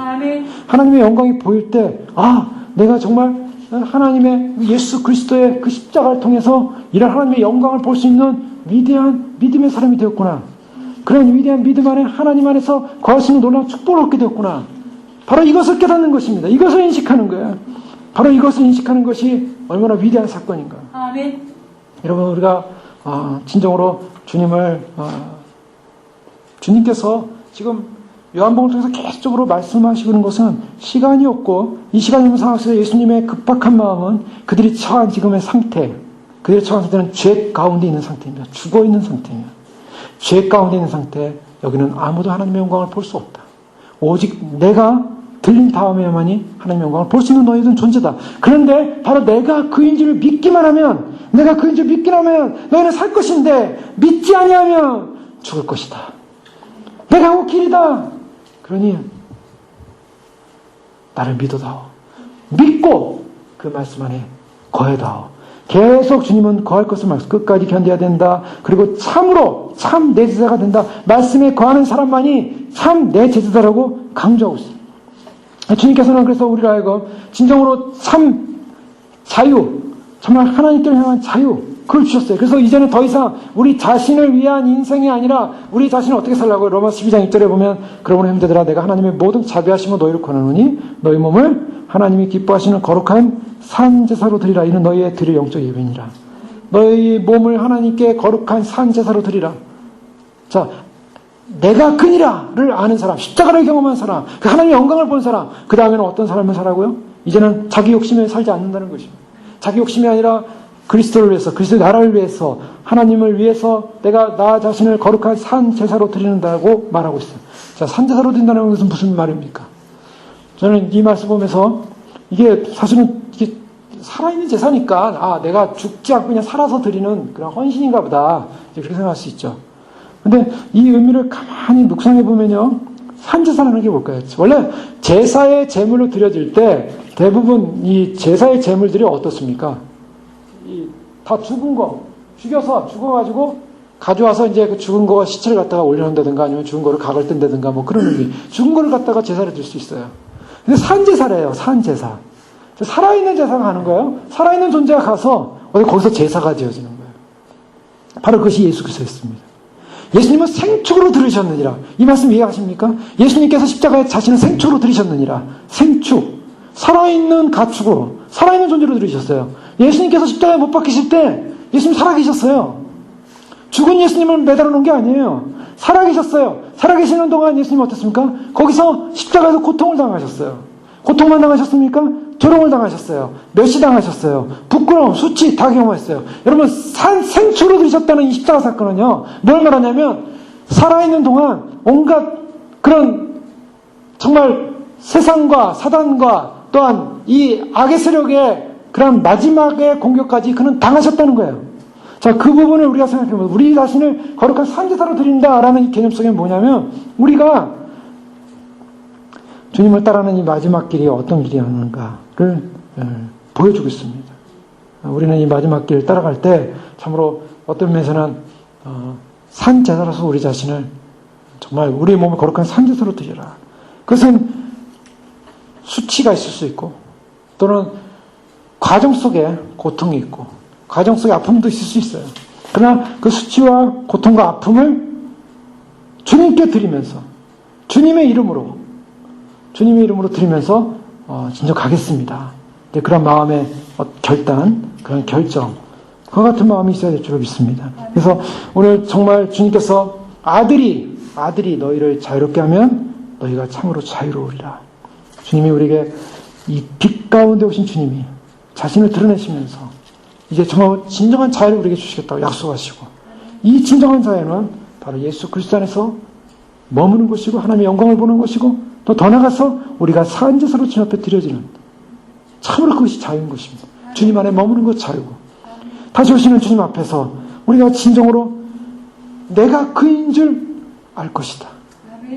주님의 십자가를 통해서 이제 다시 오시는 알파 오메가 되신 바로 그분을 믿습니다. 그분을 깨닫습니다. 나의 속한 모든 욕심도 내 안에 참으로 그것을 깨닫지 못하게 하는 어떤 것도 없습니다. 오직 나는 하늘에 속한 그분을 통하여 그 길을 통하여 바로 주님 오시는 영광의 날 주님을 맞이하러 올라갈 줄 믿습니다. 기도하겠습니다. 이 시간 기도할 때 그렇습니다. 참으로 내가 그니라 바로 주님 말씀하셨습니다. 예수님을 믿는 것, 예수님을 따르는 것, 이제 참으로 초막절의 마지막, 이제 주님께서 십자가의 영광을 위해서 참으로 들리실 텐데 그 들림을 받기 전에 바로 그들에게 알려주셨고 인식하셨고 깨닫게 하셨고 바로 나를 믿어야 된다고 나를 믿고 따라야 된다고. 그러나 그들은 참으로 스스로 아브라함 자손이고 스스로 구원받았다고 하고 스스로 참으로 자신이 아무 문제 없다고 하면서 그리고 예수 그리스도를 영접하지 않았습니다. 오늘날 이 많은 수많은 사람들이 오늘 수많은 백성들이 예수님을 믿는다고 하고 예수님을 안다고 하고 그래서 예수님과 함께 산다고 고백을 하고 있지만 그러나 실제로 다시 오시는 예수님 내가 그니라 나를 믿어라 오는 나를 믿어라 알파 오메가 나를 믿어라 그리고 참으로 예수 그리스도 바로 그분을 바로 받아들일 때 우리가 진정한 우리의 자아, 우리의 욕심, 우리 세상의 것, 세상의 사단에 속한 것, 세상의 욕심에 속한 것, 세상 마귀에 속한 것이 아닌 하늘에 속한 것과 연관되어서 진정한 종이 아니라 진정한 아들로서 그날을 소망하며 갈망하며 그날의 진정한 참 제자가 되어 말씀 안에서 주님 오시는 날까지 주님을 순종하겠습니다. 주님을 맞이할 수 있도록 축복하옵소서. 그 믿음으로 주님 바라보며 함께 기도하겠습니다. 할렐루야. 아버지 하나님 감사합니다. 주님께서 오늘 저희 옆에 오셔서 내가 곧 크니라 말씀하시고 영광의 주님께서 참으로 말씀하신 그 영광의 주님을 향하여 달려가시는 믿음을 더하여 주시옵소서. 우리는 부족하고 약합니다. 예수 그리스도로 말미암아 우리에게 구원을 주신 주님, 예수님의 영광을 우리에게 보여주신 주님, 아버지 하나님 참으로 주님, 인간의 영광, 인간의 것, 인간의 세상에 속한 것 아무도 주님, 우리는 절망일 뿐입니다. 우리는 참으로 항복일 뿐입니다. 우리는 죄 가운데 태어났고 죄 속에 있고 세상에 있고 이 땅에 있고 아버지 하늘의 것을 보지 못하였고 하늘의 영광을 맛보지 못한 존재들이었습니다. 그러나 주님, 바로 주님께서 하늘에서 오셨고 아버지는 아버지의 영광을 계시하셨고 아버지의 영광을 보이시고 아버지의 영광을 나타내시고 아버지의 영광을 드러내시는 바로 주님으로 말미암아 아버지는 주님 앞에 영광을 돌리고 주 앞에 찬송을 돌리고 아버지는 아버지의 영광으로 말미암아 이루신 아버지의 영광의 찬송 가운데 경배하며 아버지는 기뻐하며 감사함으로 나갈 수 있도록 축복하시니 감사합니다. 아버지는 참으로 주님, 우리는 참으로 주님 앞에서 주의 말씀대로 주님을 믿지만 아버지는 믿지만 주의 말씀 안에 거함으로 말미암아 주 앞에 진정한 참 제자가 되어서 아버지는 참으로 주님 그 제자로서 주님 참 진리와 생명이신 예수 그리스도 아버지는 참으로 에이미신 내가 그이라고 말씀하시면서 아버지는 참으로 주님이 참 우리의 영화여 우리의 구원자여 우리의 생명자여 참으로 주님 우리를 치료자여 아버지는 참 우리를 영원히 구원하실 우리의 참으로 문이여 우리의 목자여 아버지는 참 우리의 포도나무여 아버지는 참으로 주님께서 우리의 빛이여 우리의 생명의 양식이여 아버지는 참으로 예수 그리스도를 진정으로 믿는다는 것이 아버지는 참으로 우리가 어떤 조건과 환경과 조건 속에서 아버지는 출발해서 아버지는 참으로 그것이 단지 우리의 잠시적간의 개혁의 시간이 아니라 아버지는 우리의 전존재의 변화를 통하여서 우리가 참으로 그리스도의 십자가 앞에 죽고 아버지는 그리스도와 함께 아버지는 다시 삶으로 말미암아 아버지는 주님을 전적으로 믿고 따를 수 있는 진정한 종이 아니라 진정한 자녀로서 주님을 앞에 충성하면서 주님을 따를 수 있도록 축복하여 주시옵소서. 아버지는 주님 오시는 영광의 날이 우리 눈앞에 보이고 있고 아버지는 그날이 우리에게 다가오고 있지만 아버지 하나님 주님의 말씀을 깨닫지 못하고 인식하지 못하고 아버지 하나님 참으로 인간의 욕심과 아버지 인간의 자아와 아버지 인간의 아버지 하나님 건너지 못함과 아버지 하나님 참으로 자기를 사랑함과 아버지 하나님 주 앞에 자신을 온전히 드릴 수 없고 죽일 수 없는 마음으로 말미암아 주의 말씀을 깨닫지 못하고 인식하지 못했던 모든 죄악들을 용서해 주시고 아버지 하나님 참으로 주님 주 앞에서 진정으로 주님을 예배하며 주님을 참으로 준비하며 주의 나라 영광을 살아갈 수 있는 그런 믿음으로서 아버지 앞에 온전히 헌신할 수 있는 그런 믿음으로 아버지 살아갈 수 있는 저희들의 신앙과 믿음이 될 수 있도록 축복하여 주시옵소서. 아버지 하나님 참으로 주님은 참으로 주님을 향하여 대적할 수밖에 없었고 아버지 하나님 인간은 인생이 참으로 죄악으로 태어나서 아버지 하나님 죄 가운데 태어나서 죄 가운데 있다가 죽을 수밖에 없는 존재로 살다가 아버지 어둠 가운데로 사라질 존재로서 끝날 인생을 향하여서 마지막 빛이라고 말씀하시고 아버지 그 빛을 향하여 주 앞에 다가오라고 말씀하시고 빛을 참으로 구원받으라고 말씀하시며 빛의 영광까지 살라고 말씀하시는 아버지의 거룩한 영광을 볼 수 있도록 도와주시옵소서. 아버지 하나님 참으로 깨닫지 못하는 이유가 무엇입니까? 아버지 하나님 그 깨닫지 못하는 이유가 아버지 하나님 참으로 진정 자기가 죽지 않았고 진정 깨닫지 못한 이유가 아버지 하나님 주님 안에서 태어나지 못하였고 진정으로 깨닫지 못한 이유가 아버지 하나님 그 참으로 아비인 마귀에게 속해서 또 세상에 속해 있기 때문에 깨닫지 못하고 있고 아버지 하나님 다시 오시는 주님을 영접하지 못하고 있고 진정한 변화와 진정한 헌신과 진정한 영광과 주님의 삶을 향하여 나가지 못하는 그런 모습 속에 있는 것이 아닙니까? 아버지 하나님 참으로 주님 진정으로 깨달을 수 있는 영을 주시옵소서. 진정으로 깨닫고 준비하게 하여 주시옵소서. 진정으로 깨닫고 주님을 만나게 하여 주시옵소서. 진정으로 깨닫고 주님을 예배하게 하여 주시옵소서. 진정으로 깨닫고 아버지 그날을 준비케 하여 주시옵소서. 진정으로 깨닫고 주님 앞에 서게 하여 주시옵소서. 주님 진정으로 깨닫고 주님을 맞이할 수 있도록 축복하여 주시옵소서. 아버지 하나님 주님을 증거하고 계셨고 주님을 드러내셨고 주님을 증거하고 그 참여의 증인을 증거를 증거하고 계시지만 사람들은 인정하지 않고 믿지 않고 따르지 않고 주님을 주인으로 인정하지 않은 아버지 하나님 그 고통 속에서 아버지 그 어둠을 방황하는 저들의 모습 속에 아버지 하나님 주님의 진정한 축복과 아버지 하나님 진정한 주님의 주님 되신과 주님께서 진정으로 아버지 하나님 참으로 주님께서 참으로 주님을 증거하신 그 증거의 역사를 바라보면서 우리가 참으로 승리케 하여 주시옵소서. 아버지 하나님 참으로 주님의 시간이 임박하고 있습니다.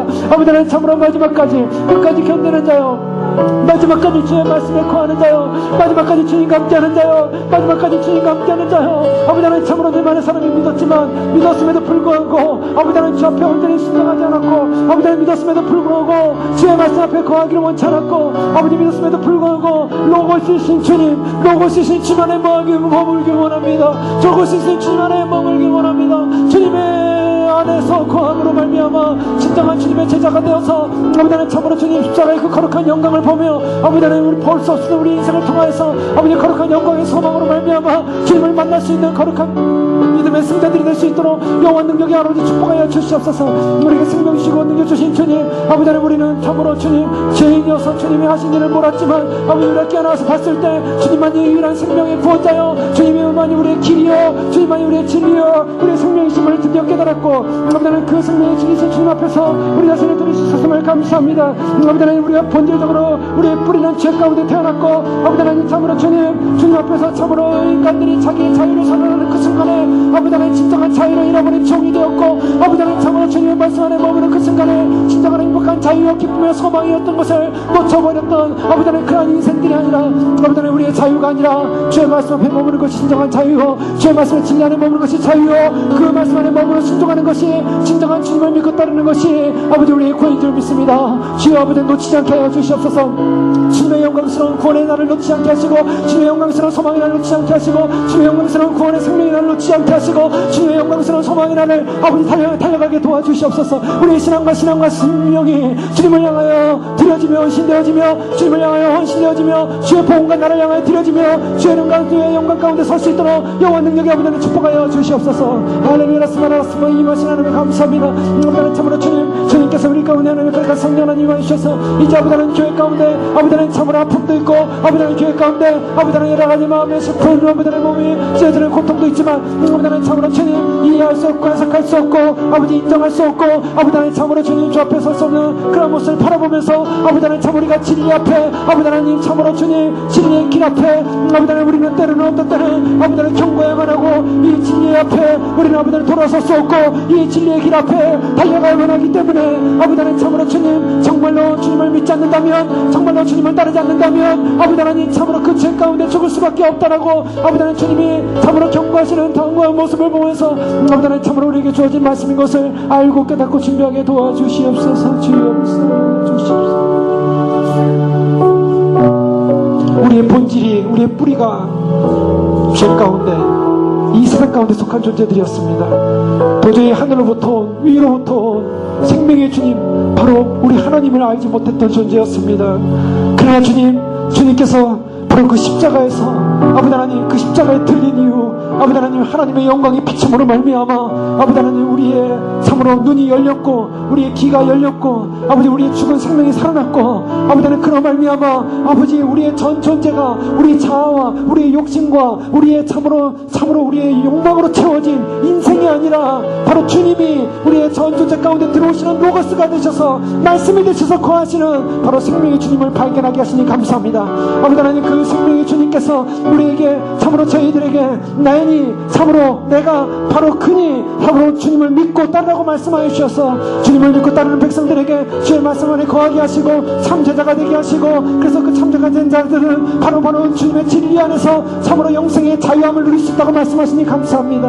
아버지 하나님 깨닫지 못하는 이유가 무엇입니까? 그 깨닫지 못하는 이유가 있다면 그것은 아직도 살아있는 우리의 자아요, 우리가 죽지 못함이요, 우리가 다시 태어나지 못함이요, 아버지 하나님 깨닫지 못하는 이유가 있다면 세상에 속한 욕망이요, 아버지 그 세상의 욕망을 사로잡는 사단 원수 마귀가 아버지 하나님 참으로 깨닫지 못하게 하는 원인이오니 아버지 하나님 참으로 우리가 예수 그리스도 바로 우리 주님을 믿고 주님을 인정하고 주님을 전존재로 받아들이며 나아갈 때 우리에게 진정한 믿음과 깨달음으로 축복하신 것을 감사합니다. 이제 다시 오시는 주님을 바라보면서 아버지 하나님 바로 주님의 영광이 마지막 선포되어지고 알파 오메가 되신 주님께서 바로 오메가로 오셔서 이제 온 땅 가운데 주님이 바로 그 많은 유대인 백성들이 수많은 백성들이 주님을 알지 못했던 그 사람들을 향하여 주님이 참으로 주님의 자신을 증거하시고 드러내신 바로 그 역사를 마무리하시면서 온 천하의 온 민족과 온 열방과 온 세계 피조물들이 주님 앞에 무릎 꿇을 영광의 날 주님이 드러나실 날 그날을 사모하오니 그날을 갈망하오니 주여 참 제자로서 그날 자유의 영광 가운데 가운데 주님을 맞이할 수 있도록 축복하여 주시옵소서. 주님을 떠나는 그 순간에 자유가 이루어졌고 주님을 떠나는 그 순간에 죄의 속박이 돌아왔지만 아버지 그 죄의 속박으로부터 주님으로 말미암아 진정한 영적 자유와 축복이요 영적 생명의 자유를 얻어서 주님 오시는 그날 영원히 주님과 함께 자유할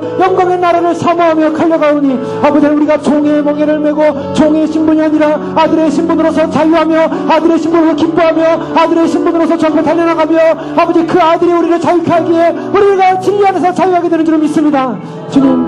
주님을 증거하시고 주님이 주님 되심을 증거하시고 주님이 신성을 증거하시고 주님이 하나님 되심을 증거하심에도 불구하고 내가 누구냐라고 질문하는 어리석은 자들의 모습같이 이 땅 가운데 수많은 사람들이 주님이 오신과 주님이 주님 되심과 주님이 통치하실 것을 증거함에도 불구하고 바로 그분이 누구냐라고 질문하는 그러한 때 아버지 주님만이 우리의 주님이십니다. 생명이십니다.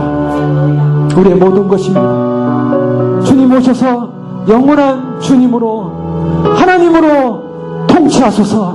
통치의 영광의 날 주님 오시는 날 주님이 들림받았듯이 우리 또한 들림받아 그 영광에서 주님을 뵙게 하여 주시옵소서. 주님이 그 길을 열어주셨사오니 그 진리길에 섰사오니 아버지는 그 생명길에 섰사오니 그 길과 진리 안에서 자유케 하여 주시옵소서. 영광 받으심을 찬양합니다. 오셔서 그 생명의 진리로 우리를 인쳐주셔서 찬양합니다. 예수 그리스도 이름으로 감사하며 기도드립니다.